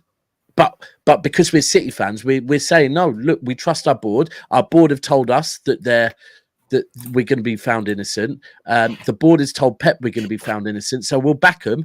And then, if we are found guilty, we will have, amongst our fan base, we're going to have some really, really awkward times if we are found guilty, because this board that we all, Sheikh Mansour, my lord, Sheikh Mansour, all of a sudden, our opinion on him will change, because it's like, well, do you know what? Yeah, we have been lied to by our board. But at this point, I believe our board. And that's all we've got, isn't it? All we can do is believe it. None of us know what's going on. None of us. Yeah, I know there's a million people in the comments saying they do, but they don't. Bro, I know. And this is what I've said from day one, that just wait. But I just don't believe City would have took this action if, one, they didn't think they could win it, and two, if they were guilty. Because what happens if we win this case, but we're guilty in 115 anyway, and then in 6 months we get kicked out of the league and we're in the Conference League? Well, what else does that? What's the point in doing all this court now if we're going to get kicked out of the league anyway? What's the point? Do you know? I think Alf said earlier that he maybe thinks this isn't as big a deal as it's being made out, and I think that's probably relevant. Like I said, there's not much news at the moment. The Euros isn't started. Transfer window's not open yet. This could be being blown into a bigger thing. Like I said, this happened in February. We submitted this in February. It's come out now for a reason. And I believe it's just probably it's being discussed at an annual meeting that happens anyway, right? And it's being discussed. They're making out this is bigger because it's news and it's got nothing to do with 115. But guess what?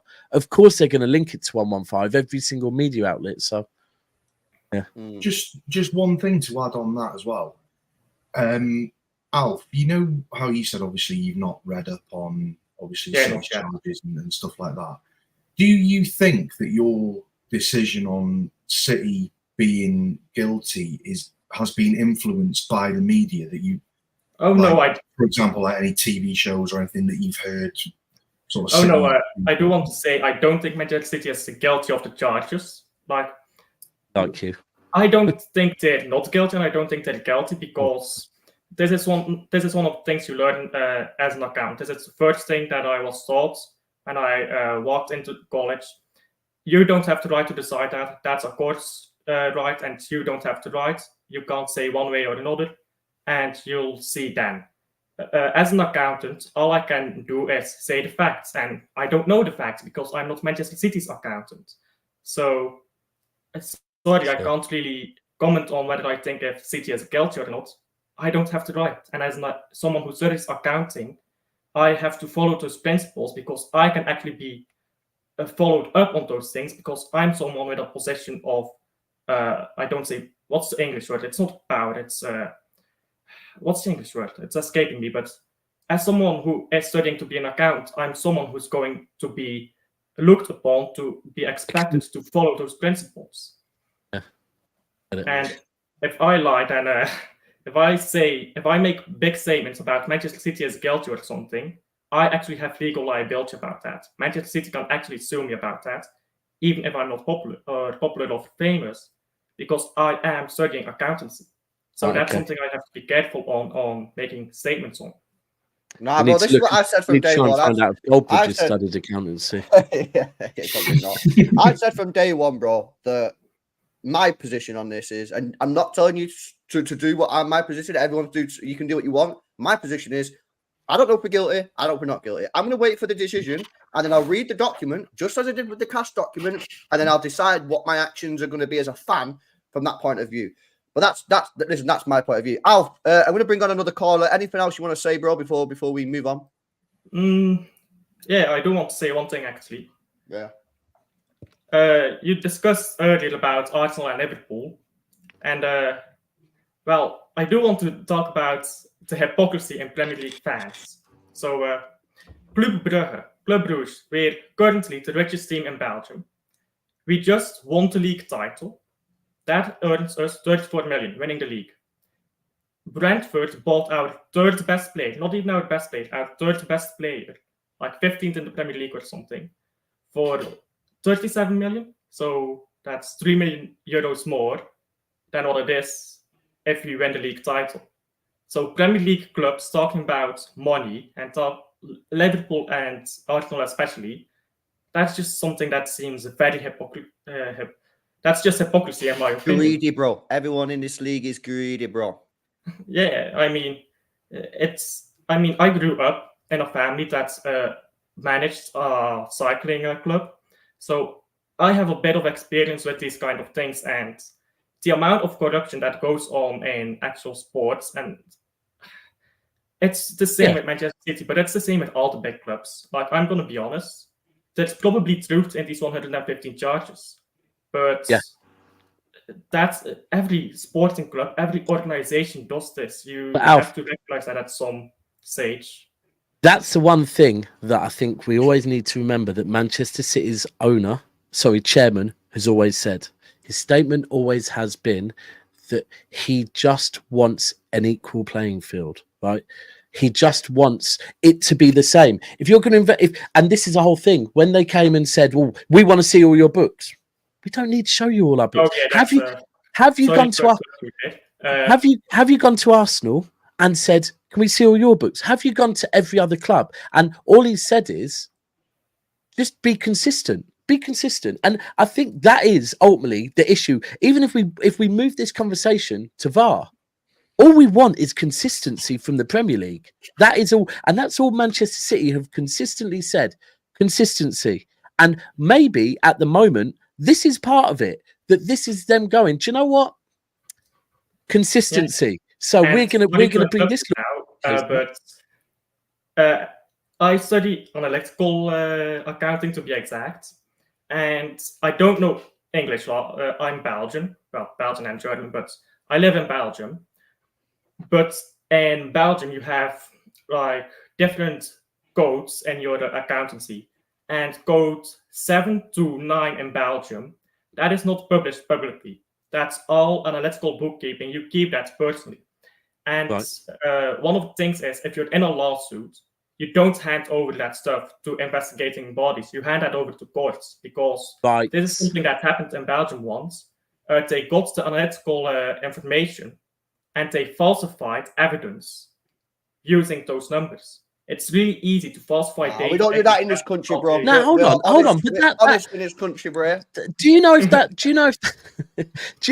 law is, because that makes perfect sense. I've always said you don't have to, if you haven't broke a law, you don't have to, you don't have to present evidence until ultimately it gets to courts, and then you present your evidence. So yeah, I've always thought that. Settings, isn't it?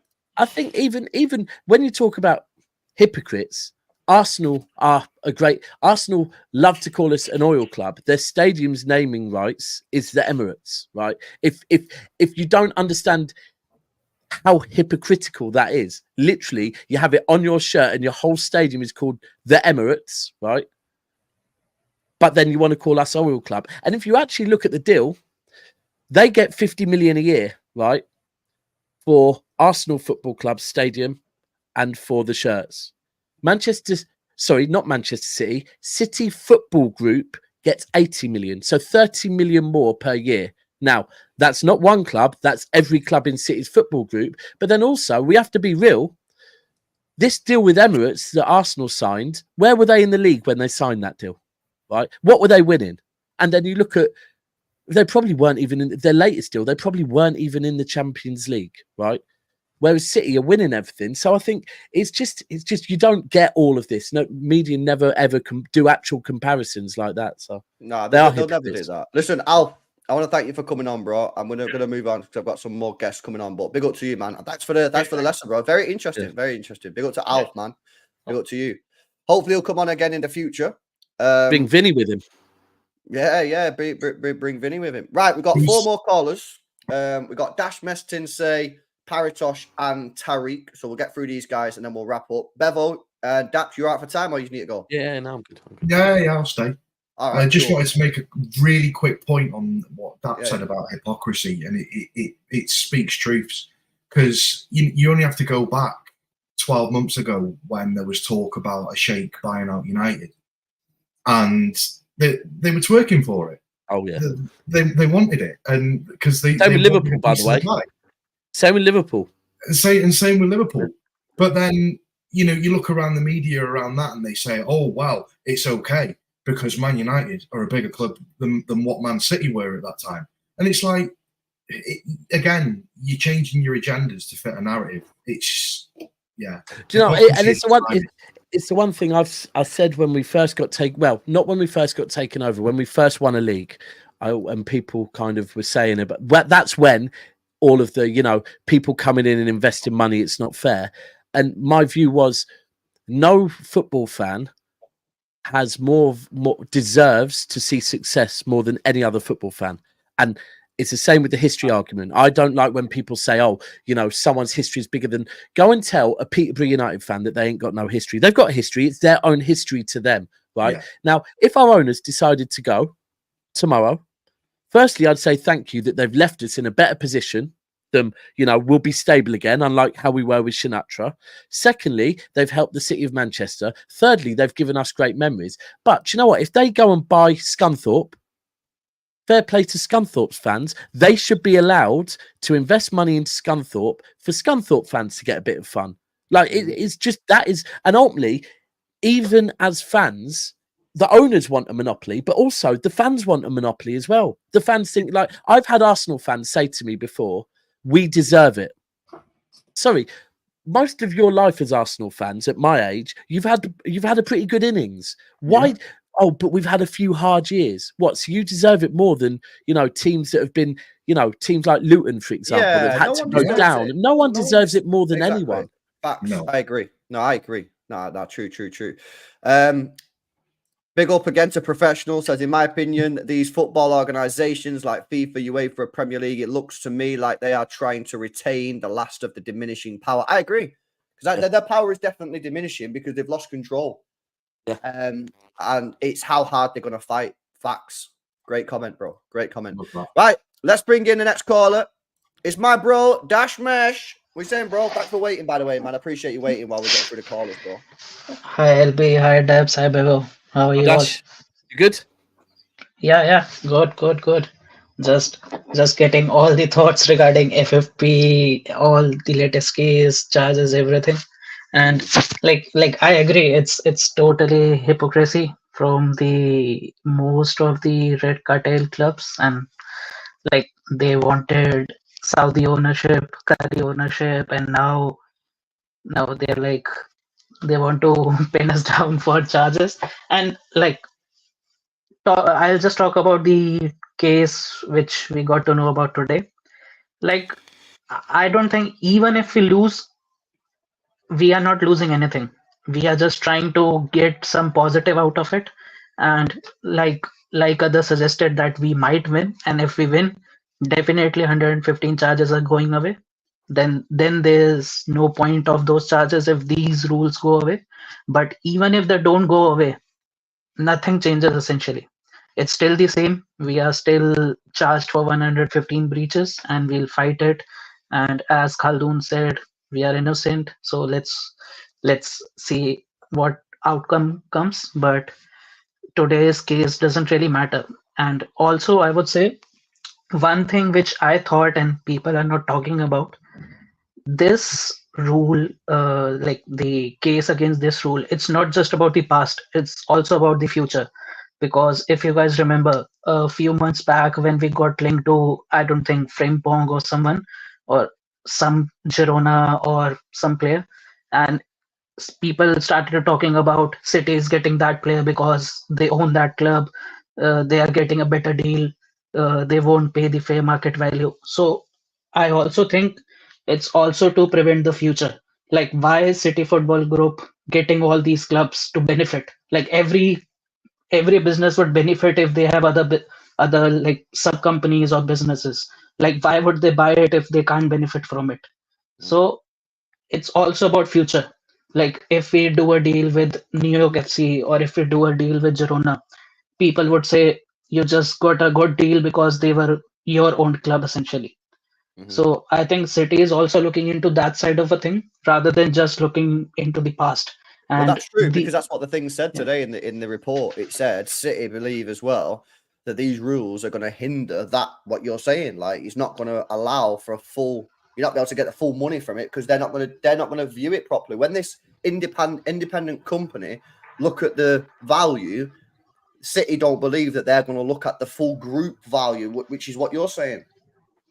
Yeah, exactly. So I don't think it's like it is kind of related to the 115 charges, but essentially it's a separate thing as well at the same time, because City is trying to safeguard their future in terms of their like footballing group system. Like they want to safeguard it, like they want to reap the benefit of getting this business model up and running and made this model so successful.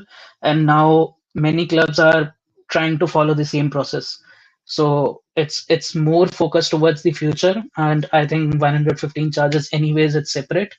And like I think LBU share the same thought that like we don't know if we are innocent or guilty. Like directly we don't know, but I don't think it would be easy to prove we are guilty anyways. So because it's just not Manchester City they are essentially fighting against. They're fighting against a lot of other organizations which might be involved in these breaches. So, anyways, I don't think we would be found guilty. They might say, okay, these small breaches, like some breaches out of 115, Yeah. they would say, okay, these were not up to the mark, and we think you are still guilty. So they might charge us for like 5 out of 115 charges or 10 out of 115 charges, and people would say you were guilty. That's it. That's Yeah, Well, that's we know that's exactly going to happen as well because we that know will that's going to happen, happen with the cooperation, bro. We already know that's going to happen. Like it happened with UEFA, it'll happen with Premier League. We'll get a big fine. And do you know what at the bare minimum, we'll get a big fine. When the charges came out and you looked at all the charges, straight away you could pick out. Hold on a minute. There's a few in here that had nothing to do with the rest, right? They're why are these here? These could be dealt with separately. They're nothing to do with what the overall agenda of this is. And the way I summed it up is if the police were to suspect that I was selling guns and murdering people and decided to kick down my door, right? Allegedly. But I'm not. Right? They found no guns. Oh, he They found says. They found no guns. They found no weapons. However, there happened to be an ashtray on my table with a spliff in it. The police would not have to pay for my door to be put back. I'd have to pay for it. And they could say, well, he was guilty of something. And that's kind of what some of those charges look like to me. They're like, why are these even here? They're here so that whatever the case is, they can still say we are guilty. And I think you're spot on with that. And you're right as well. I think one of the things that really pisses me off is when Everton, as an example, that people look at the Everton case and go, well, They got charged. if Everton got charged, why haven't City been charged yet? And it's literally, they're nothing. Firstly, Everton actually went guilty, right? And it still took them best part of a year to find out what to give them. We haven't gone guilty, and there's 115 of the bastards that involve multiple different organisations. It's insane. But again, that kind of shows me how rivals think, that they're not thinking sensibly. Because if they think sensibly, they go, hold on, yeah, this is comparing apples and pears. I have another theory about why City did this case, like this case, because I think if City is found not guilty, even though they're non-cooperated, they'll give us breaches for those charges. But if we are found non-guilty for the major FFP charges which we have, Premier League would be scared that we can still sue them again, because now City has proved that we are not scared of the Premier League, and if we think they are doing something wrong, we can sue them. So it's not just about winning this case; it's also about showing them that we are not scared of them. And Set a precedent, if we, Same yeah, with UEFA. Yeah. So we have actually proved to them that we are not just giving them warnings. If we feel that we are being did something, they're like Premier League is doing something wrong with us, we can sue you anytime. Like we are not scared of that situation. So I guess it's also Premier League would also think about those things when giving the final result of the 115 breaches, that what should happen, like what could happen if City are found innocent of the major charges, and like definitely our reputation has been tarnished. Like they can't deny that. And and in this case itself, if we are claiming damages for some deal which might not have happened because of these rules, imagine what we can actually demand in case we are found innocent. Like this will also set a precedent in that aspect as well. So it definitely will, bro. It definitely will. So like I said, I think this next 2 weeks is going to be huge, and obviously how long it takes for us to find out the outcome of this next 2 weeks. It might be straight away. They might need a bit of time. But if we get not guilty, well, if this isn't even to do with us, we're challenging a law that we're challenging a rule that we don't think is right. If the rule gets found out to be unlawful, then again, what does that say about the Premier League? That they've got unlawful rules in their Premier League handbook. It's not particularly great, that is it? So listen, it's going to be a mad. But listen, Dashmesh, anything else you want to say, bro, before I move to the next call? I appreciate you waiting as well, man. Yeah, no worries. Just would like to talk a bit about the season. Like I'm really happy we did the 4-peat. Right? To be honest, that was my I would say goal for the season. Like this year, I didn't I obviously want to win the Champions League, but I was like, this is my main priority. I want us to do the 4-peat. Like no one has ever done it in the Premier League, and like not even Premier League, like in the English league history, no one has done it. And the only club which has no history has done the most historical thing. So I'm really happy about that. And yeah, like Champions League would come, like Real Madrid winning the 15th, like okay, we lost to Real Madrid, it can happen, so it's fine. But yeah, Phil Foden, star of the season, and we winning the 4-peat, these two were the bigger highlights. So yeah, great season. It was a great season, especially due to the fact that we lost Gundogan, we lost Mahrez, we didn't win a game in 5 or 6 in the mid part of the season. We still went on to win the league. Unbelievable achievement. And like you said, we set history. First team ever to do a 4-peat in this country. So wild. Definitely. Big up for coming on, man. I appreciate you joining, bro, as always. I hope to see you next time. Thank you guys. Bye bye, bro. Big up, man. Big up, Dashmesh, man. Right, 3 more callers to go.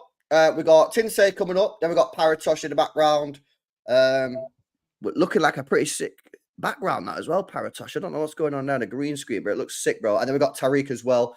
Guys, make sure you drop a like on the stream, man. Make sure you are subscribed as well. We got Bev away, and Daps is just, I don't know where Daps has gone actually, but he'll be back in a second. Listen, let's bring on Tinsay. Been waiting a while. Appreciate you waiting, bro. He's been waiting for his chance, man. He's been sending messages in the chat saying, LB, when's the next phone-in show, bro? Yeah. How you been? Yeah, I'm good, man. I'm good. How are you, bro? I'm good. I wasn't really prepared to talk about the charges. I was prepared to talk about player reviews, but in short, about the charges, like, we're going to lose some battles, but I want to win the war at the end of the day. We're going to lose the court of public opinion. We're going to lose some respect or like intangible stuff. But at the end of the day, I want to win the war. And all we can do is just wait and let the haters hate.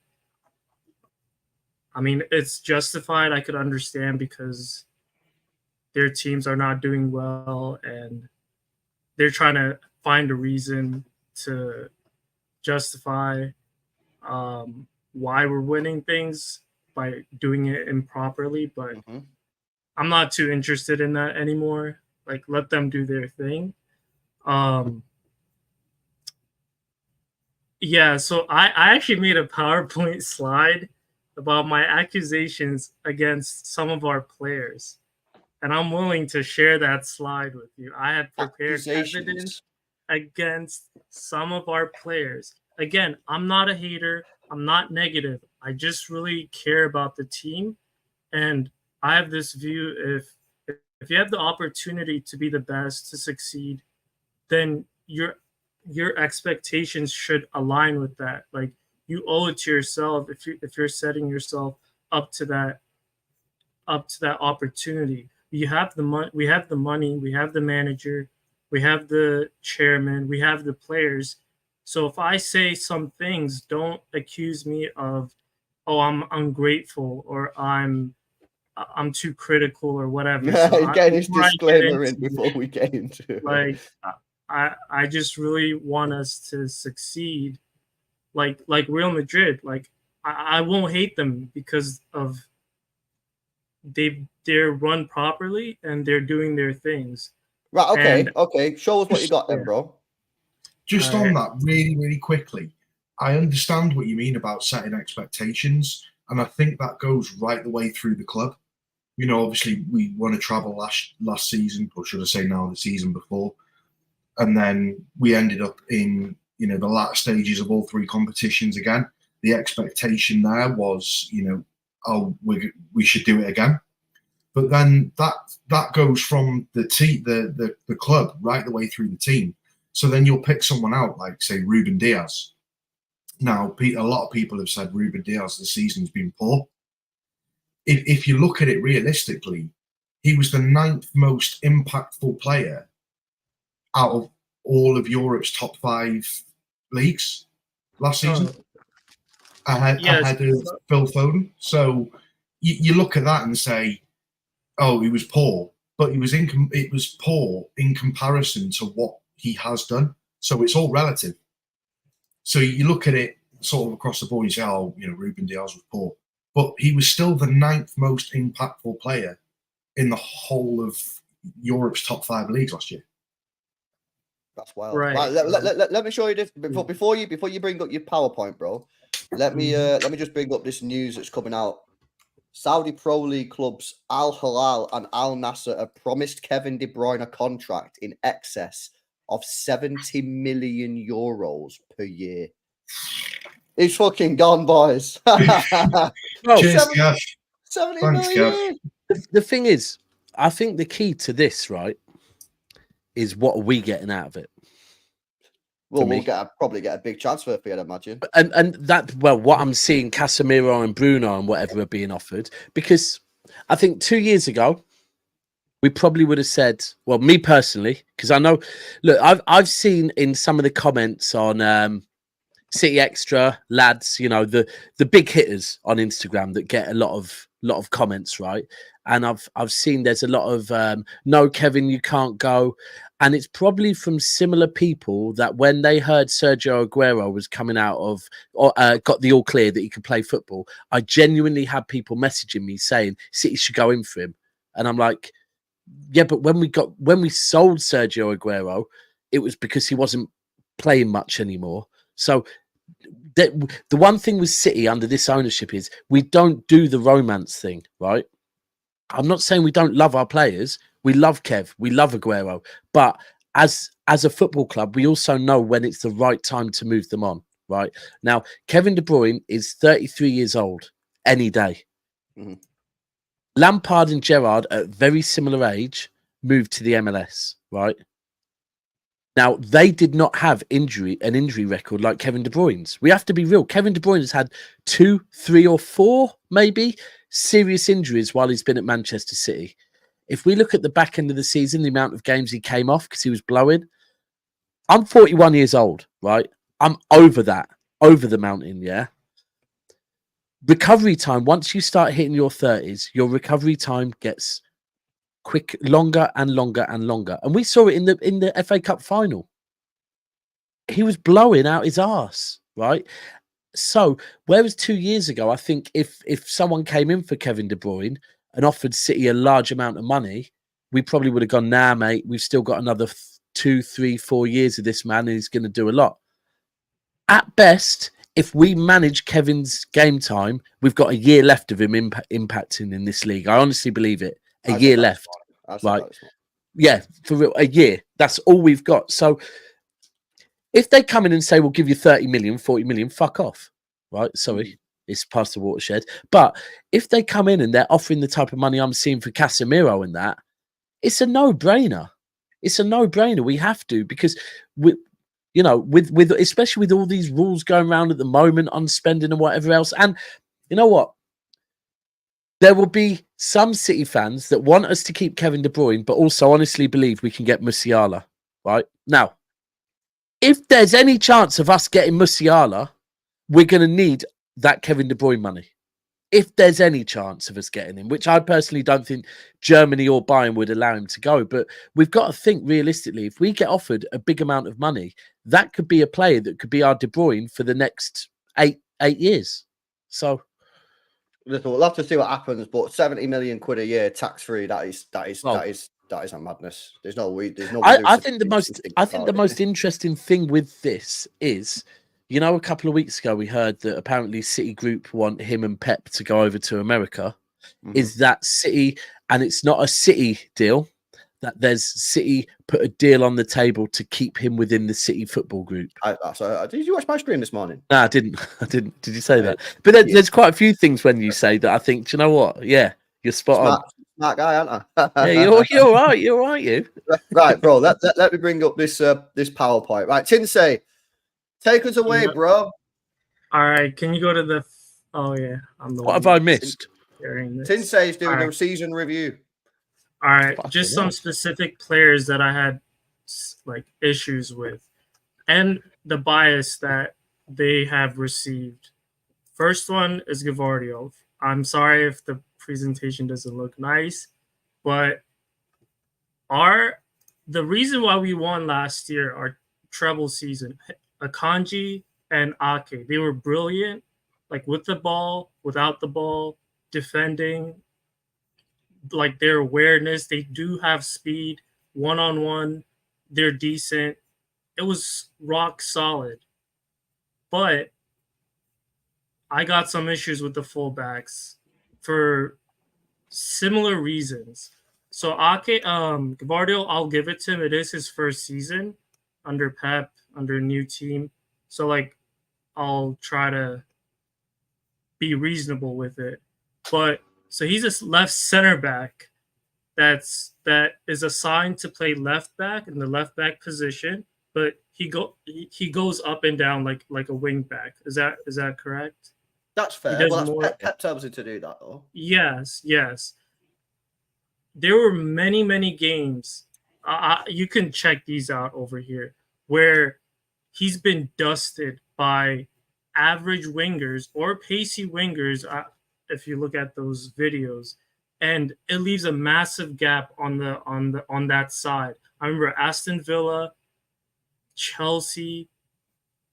I mean, yes, he's bombing forward, but when he's asked to do his job in that left-hand side, he just gets exposed. And do you know what? Like Cancelo and like Zinchenko did. So the common theme is Cancelo. Cancelo, he's a pure offensive playmaker. Like, everyone knows his defense is not it. Zinchenko, he's a ball retention guy. He doesn't lunge after tackles. He's a safe guy for if you don't have anybody. Ake is the GOAT. Like, I'd hear you on Ake. I hear you on Ake. I just think it depends what you want, though, Tinsay, because like last year, right? Listen, I don't bring up the clips because I'll get copyrighted. I don't disagree. He probably did get smoked there, but by having Guardiola in the team, he can give you something that Ake can't give you up the pitch. You accept that? I mean, I see that, but I can't accept it because I've seen. Yes, I had to be quiet when he was scoring goals against Madrid and everybody, and he was helping us a lot in the last few games. But defensively, like, we've gone so far away from what was successful from last year, where Kyle Walker, Pep was compromised of having to play him because he made a promise to have him playing time when he wasn't doing well last year. Yeah, okay, but bro, this is a Pep decision, though, isn't it? This isn't Guardiola's fault. Okay, but these are defensive attributes that I care about. You could also flip it and say, look at the game against Newcastle when there was 3 Newcastle attackers and the only defender back was Guardiola. He was playing center back, though. I remember he was in the center. He was good at that. That's because that's where Pep's put him, or Pep has decided that that's where he needs to be for that part of the game. Tinsay, can I ask you a question? Yeah. Right, so if I was to say Guardiola centre back, are you having it? Sure. It has to work. You have to make it work. No. Because right now what we're doing is it's not it has to work. I'm asking you your opinion. Would you have Guardiola at centre back? I mean, that's what he was doing. Or is it? Yeah. I agree with you, but I feel like sometimes Pep likes to play. I actually think we might see Guardiola at centre back next season. Right, I think sometimes Pep does these type of weird things where he'll play someone in a position one season. Think Ake this season we've seen Ake at centre back a lot more, but John Stones' injuries has been very, very key to that. That Akanji's had to take on a different role this season, so everyone's had to play in different positions because they've kind of been forced. Like I feel that the John Stones injuries, I think Pep's probably trying to find a way to not rely on John Stones because he knows you can't rely on John Stones. And that's why he thought, right, Ake is ready to play as centre-back now. But you know what? I've got this real thing where Pep believes that players playing in wide positions cause less damage than players that play in central positions. And the reason why I say that, you can look at so many players that start out in a wide position but then seem to eventually move into a central position. And I honestly believe that Pep thinks players in what, and there is truth to it because the goal is in the middle of the pitch, right? If you lose the ball in a wide position, you cause less damage than if you lose the ball in. And I honestly think that might be a reason, and that we might see Guardiola in. But what I was trying to get around asking you that question is your issue with Guardiola, or is your issue with Guardiola playing left back? Good question. This is the thing, it's his first season, and I'm only judging by what I see. And I like him as a wing back, but his attribute is not in defending. So if that's the case, maybe Pep plays a back three. That was a very political answer there. What? I think it all depends on the setup as well. Is your issue with Guardiola or Guardiola playing at left back? If Guardiola, do you think Guardiola should be playing as a centre back at City? I just need him to do all these things these defensive if he's gonna play left back, and it's not a left wing back, but just a left back, I need him to do these things because he's exposing a lot when we're being countered. That's what for me. That's on Pep. That's though, on bro, Pep, for me. though. Yeah, that's okay. Pep. So, but like, this is that's what I'm trying to get to. But you guys have been saying he's been the No, best. no, not at all. What I would say on it is, like the other lad said, is it all depends on injuries. So the Guardiola left back role has been turned into a wing back role, but more moving forward. Because I think, for example, if you had Jack Grealish on the left-hand side for the majority of the season where he wasn't injured, then Guardiola doesn't push that high up. Agreed. Because you've got... But then what you're doing is you end up playing Phil Foden at left wing and then say, okay, well, Phil Foden moves in and then Guardiola pushes up and takes on that wing role, which would then inevitably leave space at the back. There's a few examples. There's when we had Mendy and when we had Leroy Sané. Pep did not like playing Mendy and Sané together because ultimately they both occupy the same space. If you look at what Walker has done this season, Walker at times, especially towards the start of the season, Walker was playing in a far more advanced role, right? That's because we haven't got Mahrez no more. So I think some of these things are... And I'm sorry, when it comes to City, I think... so much is on Pep, you know, the Grealish thing. Grealish hasn't decided to change his game. Pep's changed his game. No, but again, you'll probably go at Grealish, right? Oh yeah, because but bro, that is to blame Grealish is the most insane thing in the world, right? Okay, let me tell you why. Let me tell you why I think it's crazy to blame Grealish, because ultimately, take Leroy Sané as example. We all love Leroy Sané. The whole City fan base fucking love Leroy Sané, right? But how many times did you see Pep Guardiola drag Leroy Sané because Leroy Sané did not do what he was telling him to do? I've seen Pep nearly bring Sané on and nearly drag him, right? Because he was not doing what Pep wanted him to do. Now, we all know that. And every single rival will say, if you don't play football how Pep wants you to play football, Henry said it, you're off. He'll drag you off, right? So why last season was Jack Grealish one of the most used players? Why was Jack Grealish one of the first names on the team sheet? Because he was doing exactly what Pep Guardiola asked him to. Now, this season, we can't talk on Grealish because I will be the first to admit, Grealish will probably be the first to admit he's had an off season. I think he's been unfortunate with injuries. He's also probably, yes, he has partied a bit too much. But if we take Grealish last season, where everyone had this issue that he was boring to watch and very predictable, well, Pep kept picking him. So for me, you can't blame Grealish. If you want to have an issue, have the issue with Pep Guardiola. But you don't want to have an issue with Pep Guardiola because he won the treble. So no, look, I'm just pointing out what I see, and if I have to speak on things, if no, you should do, bro. I'm not having a go at you or anything. I can't accuse. Okay, I'm just accusing or watching what I see, where they play. Yeah. And these are what I'm noticing. I mean, but my whole thing is that's on the Pep system, right? It's not on the players. So what's the solution? Are we just? But the thing is, a lot of I'd go with that. I'm with you. I like Ake at left back. A lot of people have been gassing. There's a lot of people that like Ake at left back. I like Ake at left back.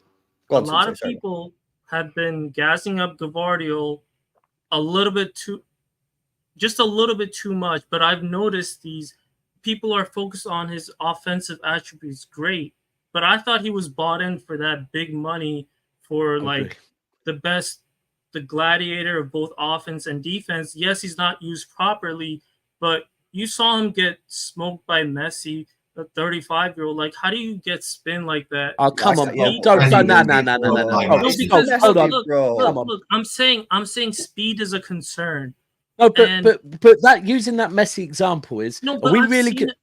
But at the same time, if we're going to talk about that World Cup as an example, apart from the Messi thing, Guardiola was spoke of as one of the best players of the tournament, right? But yes, he got smoked by Messi. But bro, I'm not being Everyone funny. gets I smoked think by I think Messi. everyone's been smoked by Messi, Yeah. whether it be 35 or 22. But the whole thing is, I agree with you. By the way, I prefer Ake. So I'm with you, Ake at left back, and I'm also with you that when we bought Vardio, me and LB have had this conversation. I was excited to see a Vardio Diaz partnership, right? But I think that's very clear to say. That's not Vardio did probably didn't come to City going, I'm going City because I want to play left back. But Pep decided to play him at left back. Now, as far as with the people hyping him, my actual reason why I think Vardio's had a good is his age, first time playing in the Premier League, playing out of position, and also because quite frankly, there's not that many other left backs in the league at the moment that I think have had a better season than him. If we're talking right backs, then yeah, there might be a couple, but as left backs, I think Gvardio's been mega this year. And listen, I don't, and that doesn't mean that I don't disagree with anything that you've said. I do think, and like Daps said, Ake is definitely a better left back in terms of defending, in terms of 1v1 defending, speed, trap backing. You're right, Tinsay, but you can only complain at that if you look at the Pep system, in my opinion. Listen, Gvardio's young; he's got loads of stuff to develop on. But in my opinion, I think he had a great first year. Will he play left wing for the rest of his career at City? Probably not. So I don't think you'll have to worry about those things going forward anyway. I think he takes on the John Stones role. He will do eventually. I think he will do. One thing I noticed with Vardio that Ake never really seemed to be asked to do was, I think Ake did a bit more of the kind of inverting a bit, kind of underlapping Grealish. He was never really asked to cross the ball. Well, I've noticed Vardio seems to be asked to get down the line and cross the ball a bit more than Ake did. So I do think Vardio's been given a different role than Ake was given. But I don't want it to come across like I'm discrediting anything you're saying, Tinsay. And I do ultimately agree with you. I think Ake, I don't get why we changed from the Ake at left back thing, but I just think it shouldn't be so much on Vardio. I think it's more on Pep. That's a Pep thing. Not a Vardio thing. Some of the videos showed he was playing in the middle, or, for example, the 0-0 Arsenal, that chance they had where Trossard should have passed it.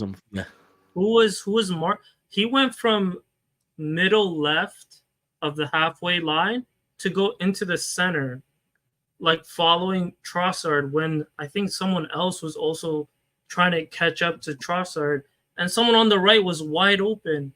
Just because we weren't punished does not mean that he hasn't been that we haven't been exposed. The West Ham one, like, it was just a poor defender. You know, when he did the bicycle kick, like, you were supposed to clear it, he just put it up, and I was like, that's just a rookie. Like, that's just a mistake. Well, he's a rookie. He's young, isn't it? That's the thing, though. He's going to get better as he gets older, bro. More experienced. Do you know what, bro? I hear it, and it's beautiful that we are here having this conversation. To be fair, as City fans, we're looking for perfection. Yeah, I mean, if you have the resources to be, and yeah, the other one that I had, the biggest disappointment I had is Haaland.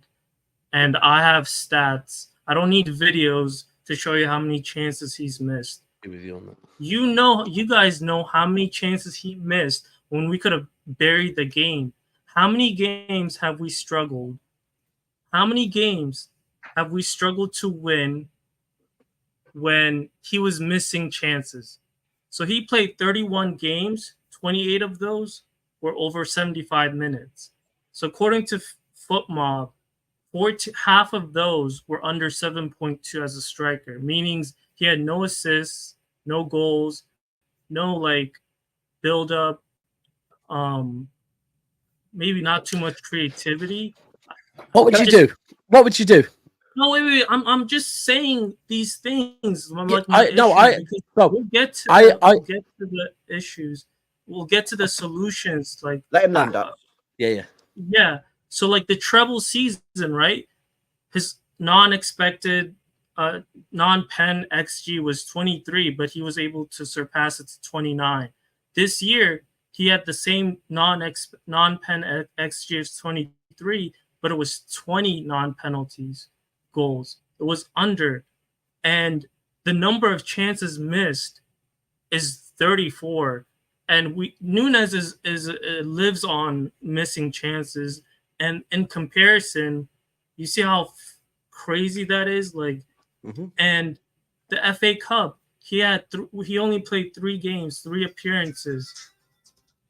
And 2 of those games were under 6.9 ratings, the final and the quarterfinal, or I forgot. One of them was against Luton or something. He went crazy during that game. But we have struggled a lot this season because of how he was not scoring. This is my thing. Okay, you can't see it, but his playing style, I don't want to go into it, but if you're not going to help much with the attack, with like what we want, like Aguero, like, you know, or just simple like play, like, then you better score all the chances you get. At least don't screw us. Don't make us cost. Don't cost us some chances where, like the United game, you know that chance he missed. What was the score? It was tight. It was like 1-0. Oh, the one that he hit the bar. No. He skied it. He completely missed it. He was 2 yards out. Oh, he just one. Yeah. A lot of games where we could have buried it, but it was Foden that was doing all these work. Credit to Alvarez. First 3 months, he was coming. Okay, Tinsay. Okay, you made your point. Let me come back to you though and say, yes, Haaland had a bad season based off of what he'd done the year before. He's even accepted that himself. Yeah. But as Daps said, what's the solution? You tell me you want to sell him? No. There's a lot of variables as well to consider with it. You know, just like Grealish, there's a lot of personal problems. 2 months. You know, you take into account that, you know, a relative passed away. You take into account that probably for a quarter of or a third of the season, he was playing with an injury. I think, you know, you also take out the fact that there's no Kevin De Bruyne for 6 months. You know, there's a lot of variables to consider when, he's missed a lot of chances, but he also ended the season as the highest goal scorer in the Premier League. That's the thing. I'm just looking at what my eyes see, and many of the stats that says half the games were under 7.2 and 9 of them were under 7, and those that were like 7.5 or whatever, it was like it would be like a 4-1 score, but he was like scoring at the end. And you know what? I agree with you again, right? And I think I agree with you probably on both of them on parts, right? But on this one, it is more. I hear like, if you're going to say something, what's the solution? So what is the solution? Because ultimately, I think Haaland is. I think we probably all would agree Haaland is the best goal scorer there is. Apart from Mbappe, listen, maybe Mbappe, Haaland, Mbappe ain't coming City. He never was, never will, right? Okay. So what? Maybe. I mean, yeah, the curse of Kane. Let's just stay away from Yeah, that. true. And ultimately, guess what? We tried to sign him and just couldn't get him. What would you say the solution is more so? Because I would agree with you. By the way, the amount of times that Haaland, especially in the last maybe 10 games, just wasn't in the place that he would have been the previous season. Didn't seem as quick to kind of know there's going to be a ball. I think he was playing with an injury though, Daps. I think after he come back from that injury, I think he was playing with an injury for two months. Maybe so. But more so with me, it's kind of like he's part of the treble winning team. He's also this season, you know, we've won the league again. We've done the 4-peat, and he's been the top goal scorer in the Premier League with not it's you know, I think he got 27, was it 27 or 28 league goals? Penalties. 7 of them were penalties. That's great. If we're going to do that, let's go and rewrite Alan Shearer's whole history, right? We can't do that, yeah. He's our number 9. He should be taking our penalties. But there is. Are we going to discredit Cole Palmer now? Because I certainly won't. I think Cole Palmer's been mint. Like, he's scored a lot of penalties. Penalties are a thing. Yeah, penalties but the thing. If Haaland can't change his game, then he has to score all these chances we give him. Okay. And but he does have to. He does have to score more of these chances that he missed. Yeah. But I agree with everything you said. Like, yes, Haaland this year wasn't as good as he was last year. He's even come out himself and said he wasn't as good as he was last year. And by his own standards, he's been disappointed by this year. We all know how many chances he missed. But the fact is, like, what can we do about it? Like, we're just going to hope that next season he doesn't miss all those chances. Because like, are you thinking you want rid of Haaland? And no, I just don't like when people are saying Alvarez is a. I'll be honest. Alvarez GA this season's great, right? But if we were going to go through misses, I'll be real. Unfortunately, I haven't got a documentary. A document on it. But if you were to go away and look at Alvarez has missed a lot of chances this season as well, right? And again, I actually think if I'm going to be critical of Alvarez, it's not an Alvarez. I'm going to be critical of Pep. When Pep was playing Alvarez in a kind of midfield role, I'm thinking, what are you doing, bro? This guy is not that person. So again, that's on Pep. But I don't know. So you don't want rid of Haaland, do you? Just a quick one, lads. I'm going to have to drop off. No worries, Bevo, man. Nice to meet you, Bevo. Cheers. No, okay, see it. You can't get rid of him. He has no other place to go. But if you could, you would. So I can't. I don't. This is the thing. I can't because there's no other place for him to. We have the two greatest strikers in the world, and we're struggling. We struggled a lot to win games. Aren't we the highest scoring team in the Premier League this season? The best strikers in the world, like we have Alvarez and Haaland, and Haaland got the Golden Boot. I'm not that into like I'm just assessing what I see. Like no, I hear you, but it's kind of if I don't want to say you're being negative, but if you're making some negative points about City players, as a City fan, I would imagine you have a solution. So what's the solution for you? Is the solution you want to see Alvarez up top? Or if you're not, there could be so many ways that I want to try out, but it's again, that's like my opinion. It's no. But if you've given negative opinions, let's hear the positive opinions now, because we're speaking on the club we love, right? So I mean, we could play like the way Inzaghi Inter played 3-5-2 with Lautaro Martinez is like the Alvarez and Haaland, Lukaku, like just 1-2 and score. So I said that's a very good system. We played that. We got two wing backs, but we need an engine in the midfield. I think we might play. I could see us playing that next season, by the way. We need an engine in the midfield. Rodri is not going to run up and down. Barella is a good option. Paqueta is a good one. Bruno next to Rodri cooks for me. All of these are scrapped because of certain things, and what do you mean? The accusations. No, but I think where you're going there. I don't think. I think me and LB. Firstly, I could tell you in 11, right, exactly how you said, and I could see Pep maybe considering that. When you say it's scrap, I don't think it necessarily is. Well, we played it with Jesus and Aguero for a period of time. We didn't play it for a long time because Mendy got injured, and then he said he couldn't do it without Mendy. But we played that system that Tinsay was talking about. Yeah. And I think also it's kind of.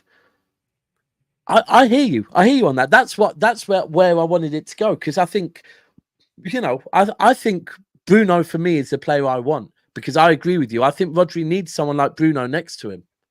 Yeah. I think even more so. He looked tired it was pretty clear. He looked.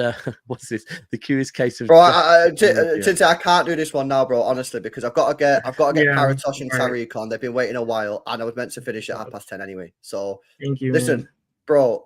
Fair dues for coming on and giving a different view. You know what I mean? You knew some people in the chat was going to cook you in it, because that's just the way the game is. You know what I mean? But at least you come on and have your opinion. Have you got your own channel, bro? No, I just love listening to LB.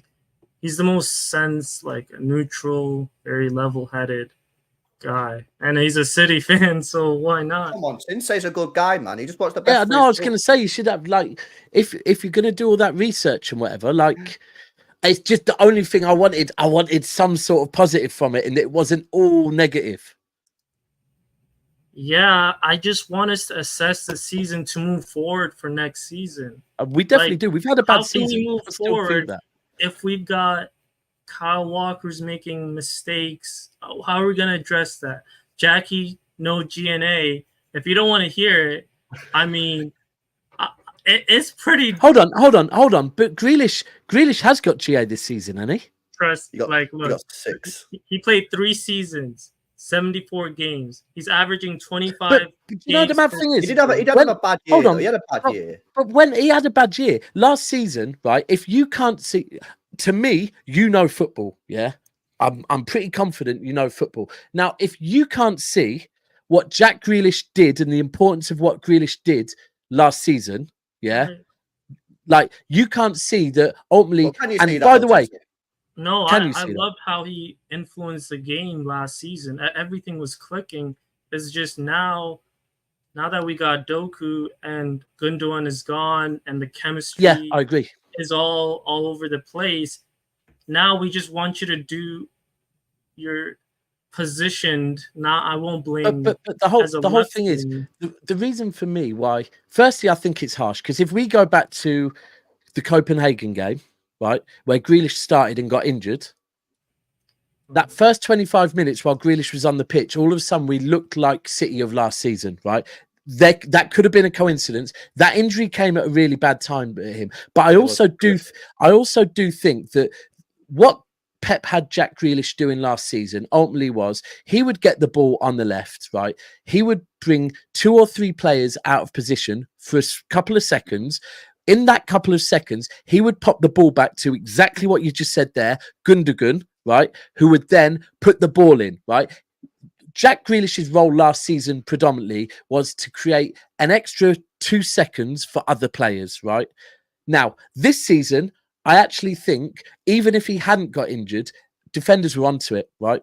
And all of a sudden, when Grealish would get the ball in that same position, no longer would 2 players go to him because they go, there's no need for 2 of us to go to you because we know what you're going to do, bro. Whereas with Doku, a prime example is the Doku Man United game, I think it might have been, or would it have been the United game? Let's say the United game. At times when Doku got the ball, I'm seeing 3 men have to go to him because they're not sure if he's going left or right.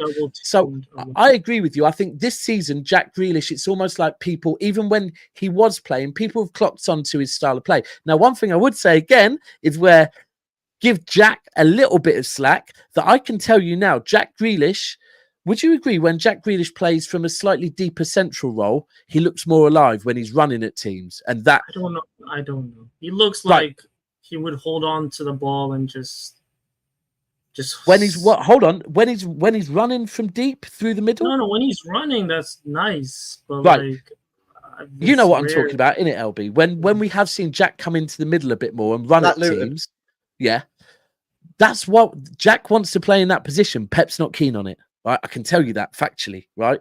So he did again, it was very good. Yeah, but Pep's not overly keen on Jack playing that role. So again, it is a bit of a. It's a bit of a lot of the things that we see at City that frustrate us are Pep decisions, and it's difficult. But again, I this season Doku's been far better than Grealish. I agree with you on that as well. Yeah, no, it's facts. You should have a channel though, bro. Start a channel. No, it's very interesting, man. Big up Tinsei for coming on, man, and actually like giving some interesting thought. I can't go through all the players because I've got to get Paratosh. Sorry, I did like that title though for the Grealish one. That was pretty funny. Listen, Tinsei, big up to you, bro. Again, appreciate you for coming on. Make sure you come on next time as well. Big up to Tinsei. Let me get this super chat. So Madge says, the people coping in the chat are embarrassing. Going from exceeding your non-pen XG by 9 to underperforming it by 3 next season is pretty bad. Well, what I would say is he's overperformed it by 9, which is that's not normal anyway. And to underperform it by 3, that's not great. But he overperformed the first year. He's underperformed the second year. So it's probably married out. However, Tinsei was right. He wasn't great last year. By his own standards, it was still a mad year. Look how many goals he scored. Next year, I'm looking for him to be burying these easy chances, 100%. And I think he will, 100%. 100%. I think that I've spent sometimes defending Haaland. I think sometimes when people say he's not involved in the game enough, there's been some games where I think, do you know what? That's harsh. This game he was doing all he could. But I'll be real. There were some games this season where I was thinking that ain't good enough, Haaland. Like it's not the United game. I give him 0. I give him 0 in player ratings a couple of times. Like, I'm not 0, you know. well. Bro, if he's done shit and he's done nothing, Yeah. or he's missed chances. That final, he was poor, man. Very poor. Like, it is what it is. No one's getting protection. I'll just say how it is, me. Right, let's get the final two lads in. I'm gonna bring them on and we'll run to about past or something. Big up to Paratosh, big up to Tariq. Lads, thank you for waiting, man. I appreciate you lads being patient there. Paratosh, you good? Nice background, bro. Yeah, What's up, fellas? That's a sick background. Some cyberpunk shit, that isn't it? Fucking Christ, bro. I also got my Manchester City shirt today, so I'm happy. New one. Oh, you paid the extra 14 quid Got for the the new one. badges, did you? Yeah, I got the World Cup winner, Club World Cup winners. Yeah. It's looking fresh. Tariq, you We well, can bro? still say that, can't we? I'm We doing can good, still man. say we're champions of Europe, champions of the world. Is that a Grealish? Who's that signed shirt behind you? That's DeMarcus Beasley, Fort Wayne, Indiana zone. Fort Wayne, Indiana zone. Well, what's the laughter for? No, it's the fact that he said Grealish. Oh, You're yeah, like, no, yeah. it's Beasley. No, it's Beasley. Yeah.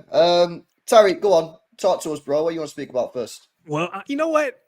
I really just jumped on because I see you normally in the morning because I'm here in the States. So I see you in the morning when I'm getting ready. It's probably, I don't know, noon your time. And so this was really the first time that I could actually just jump on. So I wanted to jump on. I had a bunch of different topics that I was going to run through, but I think the last guy just kind of threw me off a little bit, to be honest with you. So, you know, it's a lot of stuff that we could talk about, but I just wanted to jump on and say what's up. I guess we talked about KDB potentially going to Saudi. There was also the rumor of a offer for Alvarez from Atletico Madrid. So I wanted to see what your thoughts were on that. There's always the Pep conversation about if he's going to leave, when he's going to leave, replacement. So there's a lot that we could go down, but I'm just open to jump. Loads of negative about City, actually, isn't there? Fucking hell. Imagine being a City fan right now. Finished club, bro. It's a finished. Yeah. Let's speak about Alvarez actually, because we've not spoke about him on today's show. I've said for a long time, ever since we basically signed the guy, that it would not surprise me if he ended up leaving, because he's never going to play in front of Haaland. Never going to happen, right? So he knows he's a bench player. Yeah. So if a big club comes in for him, like Atletico Madrid, like a Bayern, like someone like that, and says, instead of being a bench player at City, come to our club and start, he's going to think about that, especially if that's a big club in the Champions League. Now, funny enough, actually, the one way that you could potentially get him to stay is actually what Tinsay said in the last call of playing Haaland and Alvarez. Play the 3-5-2. And I know a lot of people won't remember it, but we did play that when Jesus and Aguero was here under Pep Guardiola. We had Ben Mendy and Walker. Now, we only played it for a few games. And it was Mendy got injured. And it was absolutely insane. Mate. Yeah, it was we've unreal. never seen it again. And it cooked, though. But I think unless Pep changes his formation, I wouldn't surprise me if he left. It's not a Pep. The thing is, it's... Do we have the wing backs for that, though? We ain't got... See, the thing is, I don't know... The thing with Mendy is the one thing, right? Mendy and Aguero never really got to play with each other too much, right? Pause. But the thing that they were so good at is Mendy was very good at, he'd beat a man and he wouldn't even look up. He'd beat a man and put the ball in straight away, first time. And to Aguero, near post, boom, right? And it worked. It worked so well. I don't know. I think you're spot on, Tariq. I don't know if we've got the win backs for that. Now, maybe if we got Frimpong on the right, No, maybe we don't. We don't have. No, we don't. And even if you look at the wingers, Doku's not that guy. Doku is not a guy that's, Doku's not renowned for his crossing on the right-hand side. It's just not a Pep style of football anymore. But with Haaland and Alvarez, my God, it would work. One thing I would say on Alvarez to Atletico as well is Alvarez's family like Madrid a lot. They've wanted to be in Madrid for some time. So this is something that will turn Alvarez's head. And I think even more so the fact that Atleti have got a bit of a link with Argentinians as well, isn't they, with Simeone and whatever. This one, I think the only thing is it will cost him a lot of money. They won't get him for peanuts because we've got him on a long contract. So that was going to be my would you follow go up. from Manchester City to Atletico Madrid? If you're going there to be their, I think if you're going there to be, the Griezmann replacement, their Yeah, but he wouldn't win so many things. But ultimately, no. But hold on. Let's be real. This man is very, very clear to us. This man is trying to complete football, right? He's put himself forward to the Olympics, yeah? Yeah. That's because he wants another damn medal. It's very clear. If at his age, if he's going, yo, I want to play in the Olympics, that's because he wants as many pieces as silverware in his cabinet as possible. Now, and that's why he will not go to Atletico. That's no, because he's got where he can win stuff. Where? I mean, I don't see Atletico winning La Liga, for example. But let's look at it, right? He's got a Premier League, he's got an FA Cup, he's got a Club World Cup, he's got a Super Cup. The only one in England I think he hasn't got is maybe potentially a Charity Shield and maybe a Carabao, right? His family, and we have to look at all the different things. His family wants Madrid, right? He's very close with his brother. His brother hates Manchester, right? He wants Madrid. He's had his time in the Premier League. He's done what he's had to. I think ultimately they'd have to probably match his money. But apart from that, even if he went there and won a Copa del Rey, it's another piece of silverware. What about Paris? You think he'd go Paris, Saint-Germain? Paris, yeah. I would rather think that he goes to Paris. Because that would address your problem, Paritosh, of not winning stuff. He'd win the league. He'd win the league. Because I don't see him going to Atletico, maybe to Real or Barcelona, who are, let's say, Real can't. But ultimately, we can. Barca. No. Barca still owe us on Cancelo, man. Barcelona doesn't pay. It's just one of those, like, ultimately, he's mint, but he's just not going to be good enough to start ahead of Haaland. And if it depends, he might be happy, he might not want to leave right now. But if he is sat there thinking, I want to start week in, week out, that's not happening at City, so he's going to have to leave. That's also the point, right? So if now we see that KDB is leaving, then Pep will play Alvarez again in the same position as of KDB. Yeah, he might do, but I don't want him to play there. Either play him as a striker in a 2. Either play him up there, but don't play him in that attacking midfield role. I didn't like that. I wouldn't play him. Not as a 10. Even if you look at the Negredo Aguero partnership, like I'd love to see City play with two up top again. How did we play with that? Remind me of how we played under Pellegrini. So under Pellegrini, it was I think it was just a standard 4-4-2. So it was Navas on the right, and then it was Nasri on the left, or Sterling a little bit on the left, but Sterling wasn't cooking because it was kind of tick-tack, a one-touch football. Wasn't Sterling wasn't really working. But we had Kolarov still. We had Kolarov overlapping, but you know that worked as well, didn't it? That was actually really good football. I love that. That was some of our best football. That first season under Pellegrini was mint. We cooked. That was mint. Yeah. I always use that as a kind of narrative when people talk about, you know, when Pep goes, and it's like, hold on, you got to remember, we won 2 leagues in 4 years before Pep joined us. So, and the Pellegrini season was a fun season. First season, it was a proper fun season. That football was more Klopp football. That.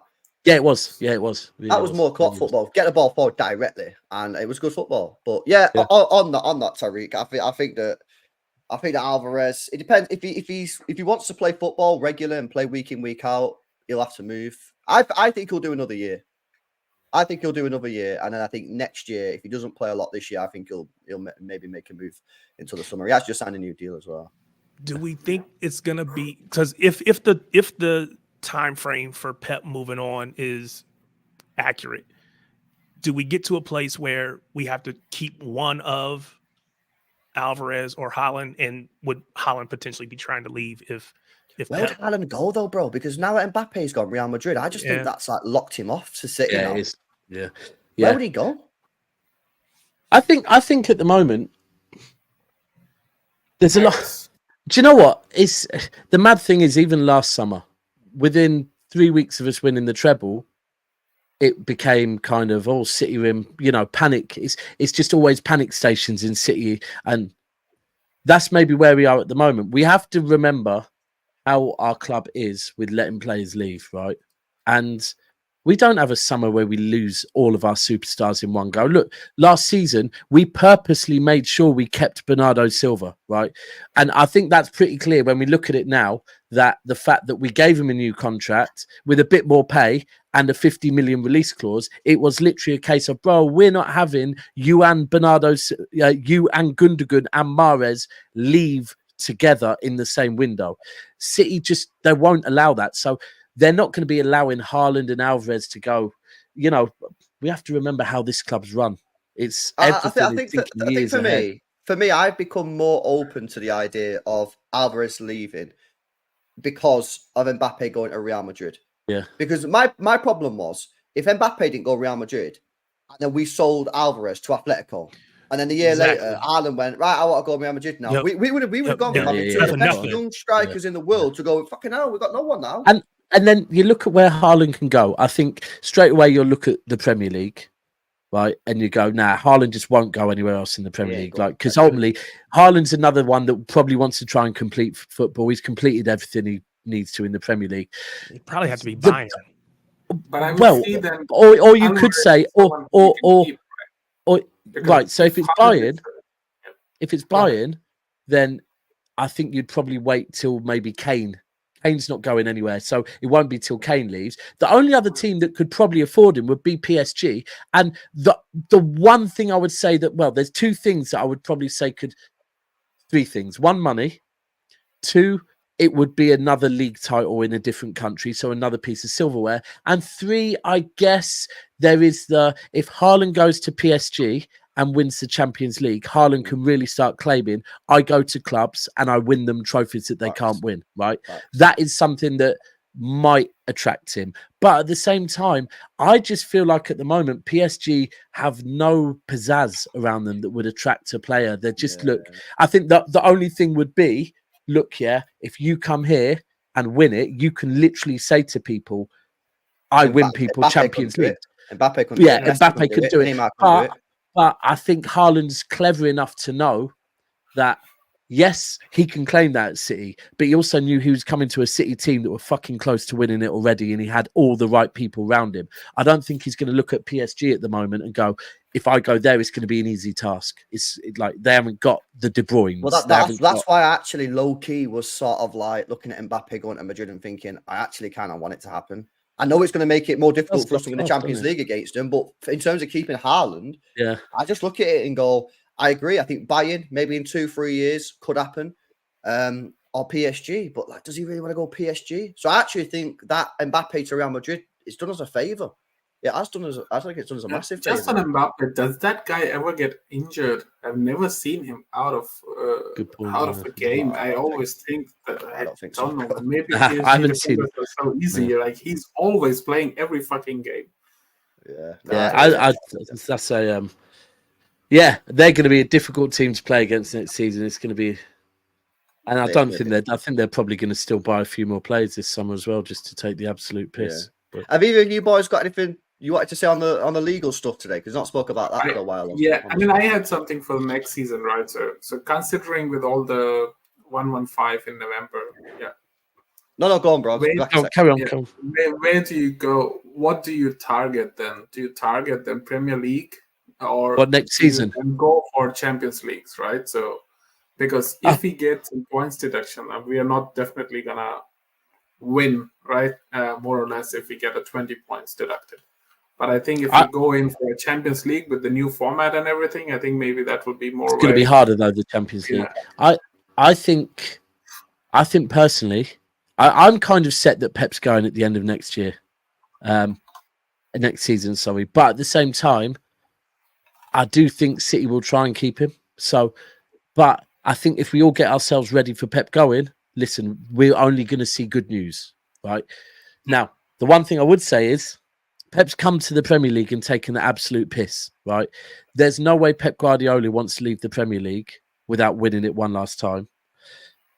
And for me, we've done the 4-peat, but I personally want us to put the nail in the coffin and make it a 5-peat so that no one catching that.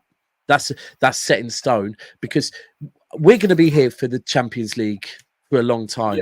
When you're on a run in something and you're setting a record, I feel like, but I want all of them, by the way, let me be clear. But And I think Pep will really want that Champions League to bow out on it. I think Pep would love to do a double again or a treble again to bow out. But for me personally, I just want to make that. I want to make that run of the 4-peat into a 5-peat more than anything, just to literally go. No one's ever. Can I throw something out there? Go on, Paratosh. Go, bro. Yeah, the only point I have is that we probably don't have control over the decisions which Premier League will give on us, right? So if they give us 10-point deduction and we are 5 points ahead, we are fucked. So we are second anyway, right? At the end of the season. So if we really get fucked up with Premier League and then we also don't go in for Champions League, then this is the last season for Pep. Also, I want him to go on with that's what I was going to speak about. So my question is, right, say next year we get a massive points deduction that basically relegates us. We've got minus 100 points deduction, boys. Yeah, that's not going to happen, though, is it? No. Just let me just theorize. All right. Yeah. Say that happens, right? So basically, we're getting relegated. We get relegated to the Championship, right? If we was to win the Champions League that year, we would still get Champions League football because we won the Champions League. Oh, mate. Because that happened to, I think, did it happen to Chelsea when they won it? It happened to someone. Did it happen to Wigan? When Wigan got relegated, didn't they get? Yeah. They got Europa League. They would have got a Europa League football. So I actually think, but I think we get it anyway from the coefficient, right? So this. No, you gotta be top. You still have to be in the top 4. Yeah, you have to get fifth. But because they had 5 teams with the coefficient. Yeah, we would have had to. We would have to get fifth. I've always said that. I think that would be mint me. If we got relegated, right, and we won the Championship while winning the Champions League, that would be fucking special. But as well, Daps, yeah, that would be a way that you could potentially help keep the players. Yeah, because because you can still play Champions League. Exactly, Terry. People always say to me, I'm sure you get the same question. What players will stay if you get relegated? What players will stay? Well, it becomes a lot easier to answer that if you still got Champions League football. Because if you could turn around to Haaland, Foden, and all these players and say, lads, I know it's Championship for 1 year. I'm not saying we get relegated, by the way. I'm just saying if this happens, you say, I know we're in Championship for that a year. I know it's not great, but we're going to get promoted, we'd expect. And you've still got Champions League football. And then you've next got year, FA Cup. Back in. You've got FA Cup. I think Champions League, because you've not won it, then that becomes a difficult proposition to sell to Haaland. Sorry, mate, you don't mind playing Championship football for a year? Yeah. That's why I kind of agree with Paratosh that I think next year, I actually do think that for the first time ever, I'll be, not just for that reason as well, just because, like, I just think next year, for the first time ever, I think I still will be, I think I'll be Champions League over Prem for the first time ever. It's probably valid as well because it's an element of, if we win the league, right, let's look at last season. Last season, everyone talks about the league and saying, 115, you wouldn't have won the league without 115. I actually don't remember hearing many people go on about you wouldn't have won the Champions League without 115, because in Europe, it's just forgot about. So maybe, if people are just going to constantly discredit us because of 115, then maybe winning the Champions League is a way of saying, all right, well, fuck you 115. We'll just go and win the trophy that you lot can't win. And that's the Champions League. So, Craig, but now I want that 5-peat, bro. Craig says you don't get to compete in Europe if relegated. Hence, Wigan won the FA Cup and wasn't allowed in Europe. They weren't allowed. Were they not? Is that true? I don't know. I don't remember if they were in the FA Cup. I mean, I remember them beating us in the FA Cup, but I don't remember them. No, I don't remember. I presume they would have, to be fair, but I mean, maybe in the olden, I'm pretty certain in the olden days when it was Cup Winners' Cup, they would have been in that. No, wasn't that far back. They were in it, yeah. Yeah, that was quite a while. I'm old. They beat us in 2013. You're not old. Yeah, they beat us in 20. They were. Yeah, they were in it. They went in the Euro. They were in the group stage in Europa League. Europa League, yes. Yeah, so they were in it. I don't think that's right though, Craig. Fact check that, Craig, because I'm on transfer match. It says 2013, 2014, Wigan Europa League group stage with Maribor, Zulte Waregem, and Rubin Kazan. Yeah, so but if you win Champions League, we get in the next Champions League. That's correct. That's Champions League rules. That's the rule. Yeah, exactly. Oh, yeah. Because who is then gonna defend the title, right? We gotta be there. So. Exactly. But the question then, Paratosh, could the Champions League say, no, you're not getting in the Champions League because you've been relegated and you cheated. So even though you won it, we're going to change. Can they change their rules then? retrospectively. Yeah, but it's the law which precedes that Champions League winner gets to be in the next Champions League winner, and then the law comes. The top 4 teams get to be in the Champions League, right? So there's a precedent of the winner gets in the next round, next season. Yeah, but basically. I think LB is saying, would they, because of the potential legal issues, would they just say, you know what, we're just going to kick you out regardless, and we're just not going to have a holder that's going to be in the champion, so it's just going to be filled with all the people. And we go to Switzerland again. That's fine. That's exactly what would probably happen. Probably. So to go back to your original question. Again, I think that's something. It's similar to what I always say about the 115 thing with the Premier League. That the Premier League will probably be a bit reluctant to kick City out of the Premier League because of the fact that if they do, there is the chance that City go, all right, cool, we're going to the Super League, right? But if UEFA kick them out of the Champions League, then I'm telling you now that Super League's happening because City will go off. Fuck this, right? Real Madrid, what are you saying? And everyone, there will be a Super League. UEFA, when you got to think at the moment, UEFA are in a very, very, very sticky position. Like City pulled their pants down in public after the embarrassment of the Super League as well, and the fact that the Super League is still bubbling. I don't think UEFA would risk kicking City out of it. You know, and we can bring in all the CFG clubs as well, right? So more money for a Super League. Well, we just have a CFG league. It's like the Emirates Cup. Yeah, I tell you what, you could get the Saudi. If Arsenal can win the Emirates Cup, so can we. That's what I'm saying. City Football Group and Saudi League and Newcastle. There we go. Bosh. Done. Any lads want to? Let's do one more topic before we wrap up. Tariq, Paritosh, anything else you guys want to speak about? I have one. What do you think about Grealish in midfield? Because that's where I see if De Bruyne is leaving. I spoke about this morning. We can get Aston Villa. I said this morning, I'm game for it. I just don't think it's going to happen. But right, so I've just seen. I think there's some news has come out this evening about Grealish. Like City have said, Grealish is not for sale this summer. Grealish ain't going nowhere. When I was in Athens for the Super Cup, with Grealish's brother till early hours, talking about his brother. A lot of it was about his brother, and so many people I talked to like the idea of Grealish in a deeper role. I think some of the attributes he's shown since he's been at City.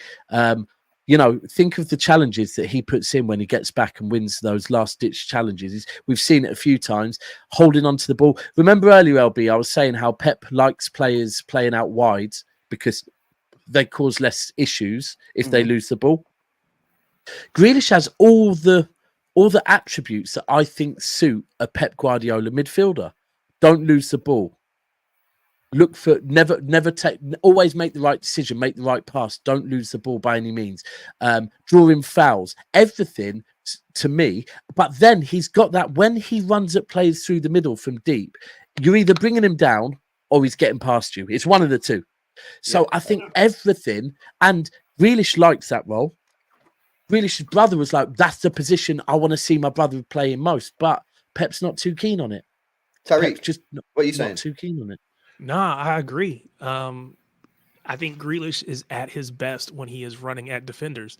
It is why it frustrates me a little bit when he's playing left because I feel like he's not as aggressive getting to the byline or taking that player on, and he's looking to just keep the ball moving. So I would love to see that. Again, I think that requires, and I think we said it, if KDB is gone, potentially what does that mean for, again, I don't want to see, can Grealish and Foden play in the middle together? Because that's what we've worked up to, right? Being able to play Foden and KDB together. I desperately want to see Foden in kind of that 10 or in one of those 8 positions. I think potentially he could play with Grealish there, but again, we got to work hard off the ball, winning the ball back, those kinds of the defensive side of the ball. But I would love to see him play there and just get back to being that creative force that I think he was before he came to City.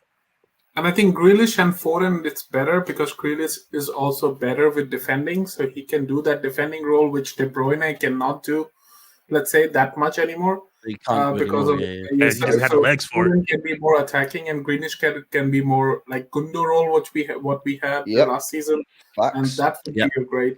I'd love to. I said it this morning on the stream. Run it in pre-season, yeah. When they're in America, run it in pre-season and see if it works. If it doesn't work, no problem. It's pre-season.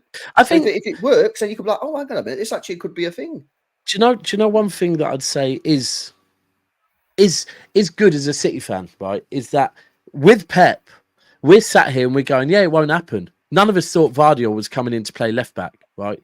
The thing with Pep is we're sat here going, yeah, it won't happen. But then all of a sudden, it could happen. It really could, because Pep did come out and say, I think it was about a week ago, or maybe a week, 10 days ago, that thing came out that Pep had said to Grealish, look, this season's a write-off, but next season I'm going to need to rely on you. So Pep's got plans for Grealish. So we never know. The only other thing, and LB, this relates to something that I saw you tweet the other day about Núñez and about Rico Lewis.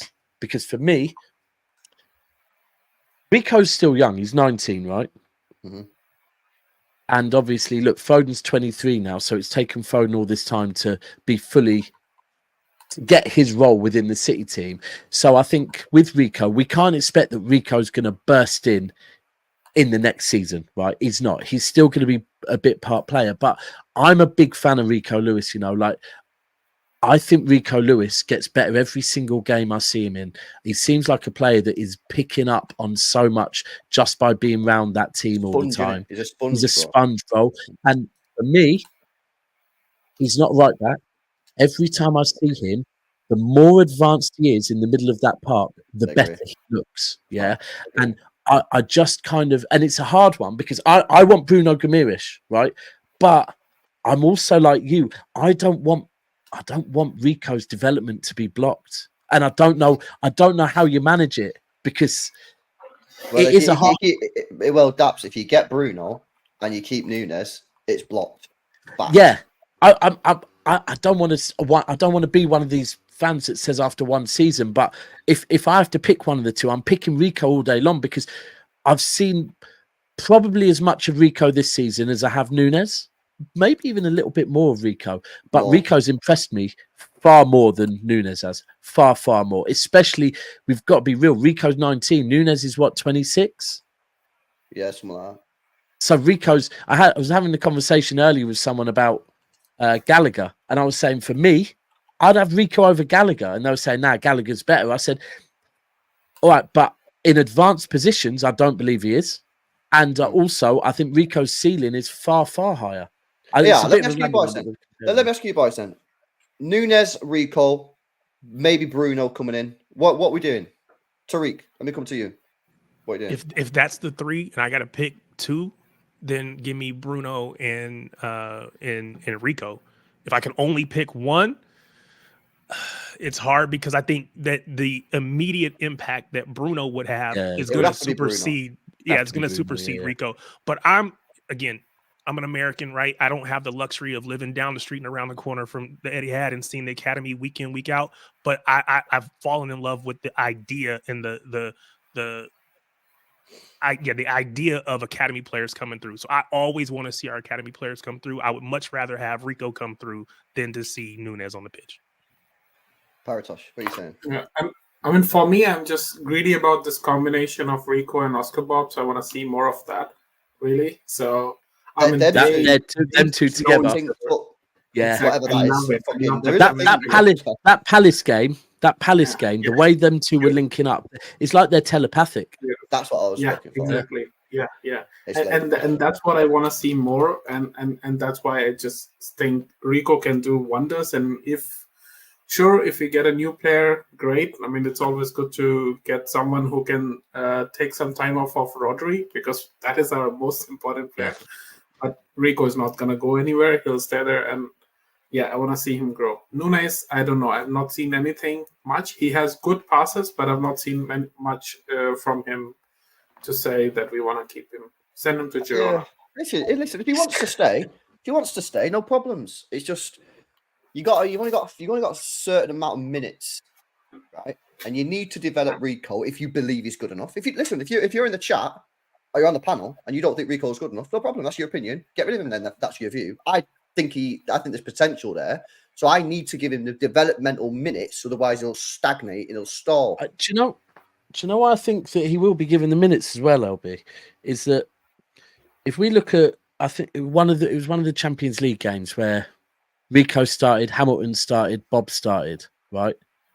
Now, correct me if I'm wrong, because at first the way Rico was moving, like when Foden maybe would start, and then you'd have Cole Palmer and McAtee, and you'd see Foden, although they're all from the academy, you can see Foden is the elder, right? Mm-hmm. It felt like that with Rico, Bob, and Hamilton, but it's not. That isn't the fact, is it? Rico's younger than them. Yeah, Rico's younger. Rico has been. Hamilton missed a year through injury. Yeah, Rico ultimately, I believe. Correct me again. I know you know more about the academy, but I'm pretty certain Rico skipped some periods of the academy because of his development, because he's advanced, right? Yeah. And when you look at the players that usually do that, that's because Pep or someone in the City system are going, this guy's got something. And again, hasn't Rico captained us quite a lot of the age groups as well? He probably has at some point, yeah. So I don't know. And even you look at England, he's had a call up for England or whatever. So I think this isn't a kind of we're getting carried away about a young player. I think Rico is a real talent. And for me, it's the sponge side of it at the moment. The way he seems to be taken on. If I go look a year and a half ago when we played, I think it was someone like Brighton, and he was he was playing in a Rodri role the whole game. And I just, at the time, he was recently turned 18. I'm thinking, Jesus. So. By the way, on the Rico Lewis thing, a lot of people here are saying we don't think he can play right back, but Pep might still think he can play right back, and in which case he's going to get game time there as well, especially with Walker probably getting lower. I think it depends on what you want that role to do. I think last season when we had Mahrez holding the width, that allowed Rico to invert, which ultimately meant that he was playing most of the time at home. If you think about it, most of the time when Rico played at home and inverted from right back, he looked good because he was ultimately playing in midfield. When we played away from home against Tottenham, for example, and he was played on the left as left back, expected to do a left back role. Nah, he's not. For me, it's if he's inverting from a fullback role, he can do it. As an actual left or right back, I don't think Rico Lewis is it. Listen, we'll see. I think it depends for me. I think it depends like who is playing on the left back. So if we are more defensive on that side, then Rico can play on right and go forward. But let's say then we are at 3 at the back kind of situation, then Rico comes into center.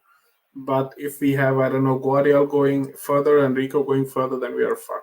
Let's say it's also if he bulks or not, because we've got to remember he's still quite a little lad. Do you know he's actually Steve got the train down to London today, and Rico is on the train, just in standard premium with his missus. In standard premium, bro. Yeah, yeah. Sitting here, give him a pay rise. Right, lads, we're going to wrap up. But is there anything, Tariq, Paratosh, anything you want to get off your chest before we go? Nah, man, I appreciate it. Thanks for letting me come on. Oh, good. Are you guys planning to go to Germany for Euro games? Nah. No. Not at this stage, no. I am tempted. I'm missing football already. Visa issues. I can't, unfortunately. Hopefully next year I'll be over there. As they coming to the US? Yeah. Yeah. No, I'm not coming for the preseason, but I know Martin is on Mancunian Way. Martin going? Yeah, Martin's going. A couple of other lads are going as well. I know Steve was playing with the idea of going. I think he's Florida. Martin's going Florida. Yeah, he's looking at New York. But there's something over there next year as well, isn't there? The Club World Cup's over there next year. Is it? Yeah. No, I think the World Cup is there in 2 years, right? No, the Club World Cup's there next year. Yeah. I think Copa America is there this year. Fucking hell. There's all kind of there's a ton of stuff that's here in the States this year. You guys have just locked it off. Fair play. Big up Tariq. That's why they're going to bring the Premier League here too, right? You get cooked bigger than tin. I don't want that. But if by chance they come, I will buy tickets. Listen, I totally understand. I totally understand why you would want it over there. Oh, I would. If I was an American and the City come over there in the Premier League, I would 100% buy tickets. Yeah. So I've got 2 tickets. I'm going to two of the US to the tour, 2 games of the tour, 2 matches. I got a channel, or I'm on a group with a channel. All of us are meeting up in North Carolina for that one, but I'm going to Ohio too. So if it was an actual Premier League match, it probably wouldn't matter where in the country it was. Yeah, I would be there. Yeah. Do you know what? If you're going to the preseason tour, you've probably got more chance of seeing Grealish in a midfield role than any of us ever have going to. When you said it, I was like, "Ooh, that actually would be pretty nice to see." I was there at Green Bay. Yeah, I was there at Green Bay when Haaland scored, although it was at the other end. But I was there. Wait, was that the one where it was raining? Yes, it was insane. It was insane. Yeah. My favorite goal, which I've seen live, is this Sane free kick for him against was it in Champions League, Gelsenkirchen, when we got two Sane against the whole penalties. team on it. Yeah, Sane came in. I think at 80th minute he scored a free kick, and then Ederson hit a goal. Assist to Sterling. Yeah. Beautiful match. I was sitting in home end, so Manchester City don't listen. I was sitting in home end. That was before. I was so fucked. I couldn't celebrate, but I was like, damn. You know? Nah, I was at that. That was before I become a plastic full-time YouTuber. Yeah, covering my news, right? That was sick. Listen, lads, I'm gonna wrap it up. Big up to Tariq, man. Appreciate you coming on. Make sure you get yourself on again, bro. You got a channel as well. Plug the channel, man. I put it in the handle there. Shades of Blue Northwest NW Shades of Blue Network. It's me and 4 other guys, all talking City. We're trying to expand, but we'll love any and all support. There you go. I want to get on there, by the way. If you want to get on, I want to get on there. I'll follow you lot on Instagram, and I see all your. This is the perfect time. This is the perfect time to get on because we're doing like all of our summer stuff. So yeah, if you want on, I follow someone from Shade of Blue on Instagram. So just get them shouting. We'll get you on. We'll get you on for sure. You just have to put up with me talking absolute shite because I talk way too much. But anyway, if you watch in or listen, you'll know that's what we do best. So it's all good.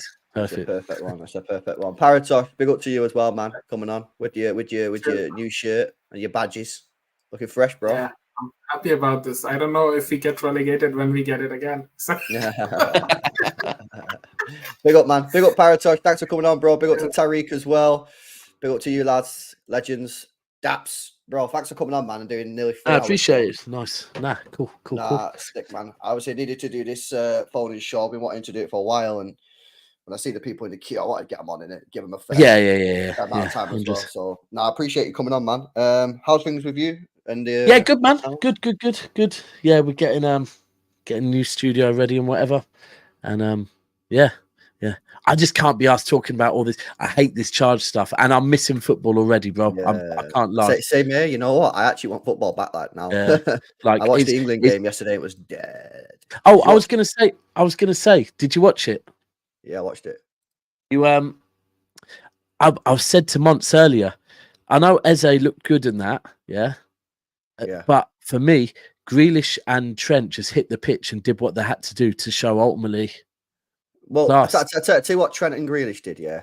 They just shown that they are just ready for. Yeah, that's exactly. Eze was class. 100%. He was. He has a chance of making the squad. But it just. I don't know. There was an element of when Grealish and Trent came on that for me, it was just like, because someone had tweeted me saying they would not take Trent before he scored. And I was like, you don't leave Trent. He's a game changer, right?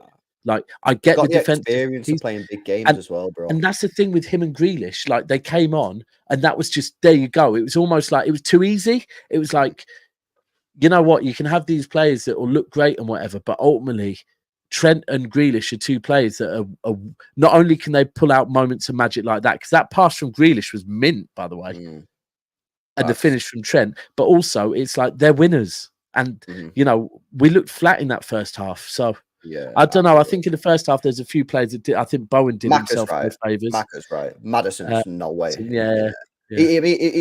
Southgate don't even like him. He was selected out of like default really, but he won't. Seems to be something with Maddison, you know, where it's like, don't know, one of them first half of season type players.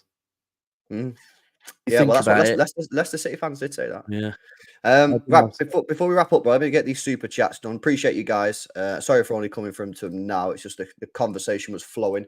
Off Meta says Haaland injured for 2 months, played on with a stress fracture. He was definitely injured since he come back. No KDB for 6 months. It makes perfect sense that Haaland underperformed due to this. He did, but he did also miss a lot of sitters off Meta, which I know did. you He know. did, yeah. But fact, he definitely he wasn't fit, and you know what? We didn't appreciate it until maybe a month, 6 weeks in, when I started going, I don't think this guy's fit. You know what I mean? And he definitely wasn't. And I mean, know he wasn't his fit shoulder as because well. His shoulder was fucked at one point as well, wasn't you it? know he wasn't fit, bro, because then he got a muscle injury. He missed a game. He missed Brighton. He was out for a week, and then he come back off the bench against Forest, having nearly 10 days off, and he was mint at that Forest game when he come off the bench. Yeah, he was. Yeah. And why was he mint? Because he just had 10 days off. Yeah. He allowed his body to recover, so he wasn't fit, man. That's a good thing. He's got a long period now because they haven't qualified, so he's going to have a proper full summer. I know. I'm actually buzzing that Norway not in it. No offense to any Norwegians in the chat, but like from a City point of view, I'm happy he's not there. People have to remember that we aren't getting the best out of Foden on the wing. Same with Grealish. He's a midfielder, needs creative freedom. Let's run it, man. I'm not against it. I'm very much. I'm always of the opinion, me, of like, try it, and if it doesn't work, don't matter. But you got to try it. So I'm happy to try it. He also says some of our players underperform because they are out of form, injured, or because they are played out of position. Sometimes Pep needs to play to the strength. Again, do you know? Play it, man. I think another thing as well we have to do. Do you know what we have to do as City fans? And this is the thing where I don't want to be. I really don't like when we're overly critical of our players, because Liverpool have had this Jurgen Klopp Liverpool have had the privilege of being able to have one season on, one season off, and their season off is always they're tired, right? But that's because their players give them that excuse. We need to kind of accept that this City squad have been going for what, 5, 6, 7 years. We're not allowed a season off. So if you look at it, this group of players, it's fair to say last season they've just done a 4-peat. Right, they're going to be knackered. They're going to be mentally and physically drained. I think. Do you know what? And the prime example of that is Rodri, isn't it? Rodri, who some of us will say is our best player, right? And even he, if we're being real with ourselves, towards the end of the season, it's dropped off towards the end of the season. For me, when we got to the Real Madrid games and the Chelsea games, Rodri was just. Yeah. Remember that Tottenham game? One of the passes was just, and this is where I've been kind of, I mean, me and Montz had a back and forth the other day about Kovacic, and I'm saying, like, people are giving an opinion on Kovacic based on ultimately the Arsenal game and a couple of games when he didn't have Rodri next to him. The rest of the season, when Kovacic was playing with Rodri next to him, Kovacic was mint. And if we're being real, Kovacic for probably the last 8-9 games carried Rodri across the finish line because he was Rodri's legs. Yeah. I think Kovacic doesn't get spoken about enough. I think he had a 6th season, especially towards the end. Off Meta says last rooms I heard on Rico and Bob is they're both probably getting loaned, with the idea of Savio, Kimmich, and possibly Bruno G coming in. I think I'd be very sad if they both got loaned. I think they both deserve a chance. I think they both deserve a chance, bro. But if Savio, Kimmich, and Bruno all come in, then do you know what? I'm not going to lie. Pep a bigger chance of winning, but I think that's sad. Yeah. I'm Kimmich and Bruno. If we only get those 2 players this summer, I'm a happy man though, because they're the Savio. 2. Oh, with Savio, yeah. I think it's pretty clear that all that Rodrigo stuff that apparently Pep had a chat. Apparently, Pep has spoke with Rodrigo at some point and said to Rodrigo, I fancy you on the right. And Rodrigo said, nah, I don't want to play on the right. So that ain't happening. But it does maybe tell us that Pep is looking at, I think we're set that Bernardo probably goes. So we do need someone on the right. My only thing is if Pep would have the guts to play Savio and Doku. Oh, please. Mate, imagine a 3-5-2, right? Imagine that. Mate, hold on, let's do this quick. Edison, Guardiola, Diaz, Stones, Doku on the left. Let me do this real quick. Go on. Sorry, I need to do this real quick. Right, so let's pretend we've still got Edison at the football club. Yep. Let me do that. I mean, Edison or Ortega, but let's go with Edison Right, just for okay. some of them passes. What we doing? 3-5-2. Can you change the formation? You used to be able to. I don't know why they've changed it. Why have they changed the formation? Hold on. What happens if you click on that? What's that there? Oh, there you go.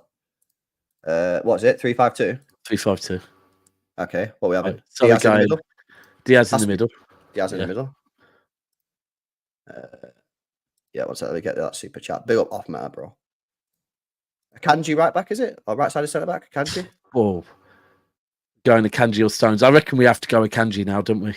Based off of current form? Yeah, based off current form. Ake, this would be? Go Ake or Vardiol. For me, I'd go Vardiol, you know. Vardiol put him back in the central role. I'm going Ake. Going Ake, all right. I'm with Tinsay on this. Well, the fact that we've got Stones and Vardiol in the bench is even better. Yeah, right, then we'd go with Rodri in the middle. Yeah, Rodri there. Fucking hell. You know, this is going to look Kimmich ain't going to get in the team. Right, and then we'd go next to him, Bruno and Foden. You reckon Bruno will play on the right of him? I guess he probably would, wouldn't he? And then, yeah, then Foden on the left. You could. Are we saying that KDB's gone then? Yeah. Let's go with this is the future. And then Haaland and Alvarez. Haaland and Alvarez. There's not a chance in hell that Pep is playing this, by the way. No, just do it for vibes, though, and it's right. Okay, yeah, and then what? Then Doku on the left.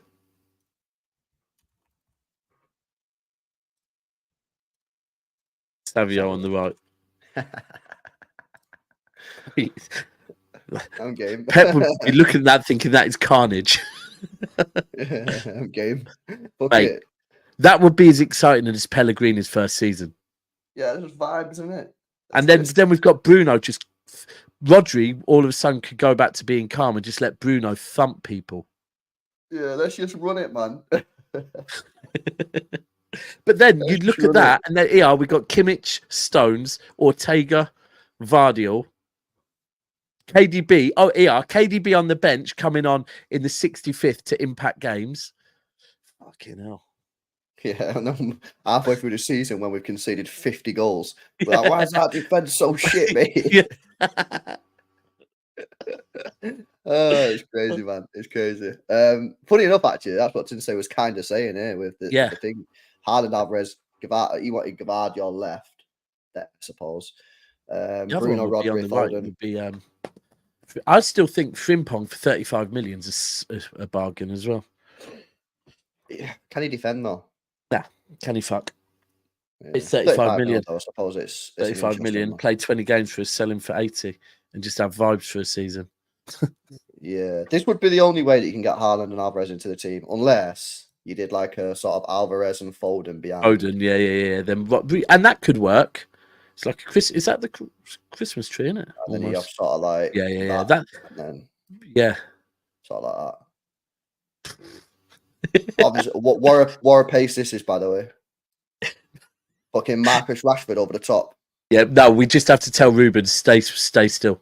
Don't, because I think partly the issue with Ruben this season, when Ruben wasn't performing so well, was that he was being asked to play in a more advanced role. I think we were seeing Ruben get involved in actually playing football a bit more this season, and I think that's been an issue where at times balls over the top. We didn't have Walker playing. Ruben was playing in an advanced role, and I think that's where we were conceding quite a few goals. But yeah, just tell Ruben. I actually just think as well, before we wrap up, I actually think that Ruben, I think he's the one that benefits more from having a stable partner.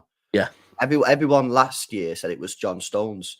John Stones is playing so well now that he's got Ruben Diaz next to him. I actually think it's the other way around. I mean, maybe it's both, actually. Maybe it's both of them. But I do think that Diaz does need someone next to him. Partnerships is a thing. Partnerships is a real thing. Like, you look at Gabriel and Saliba this season. It's not.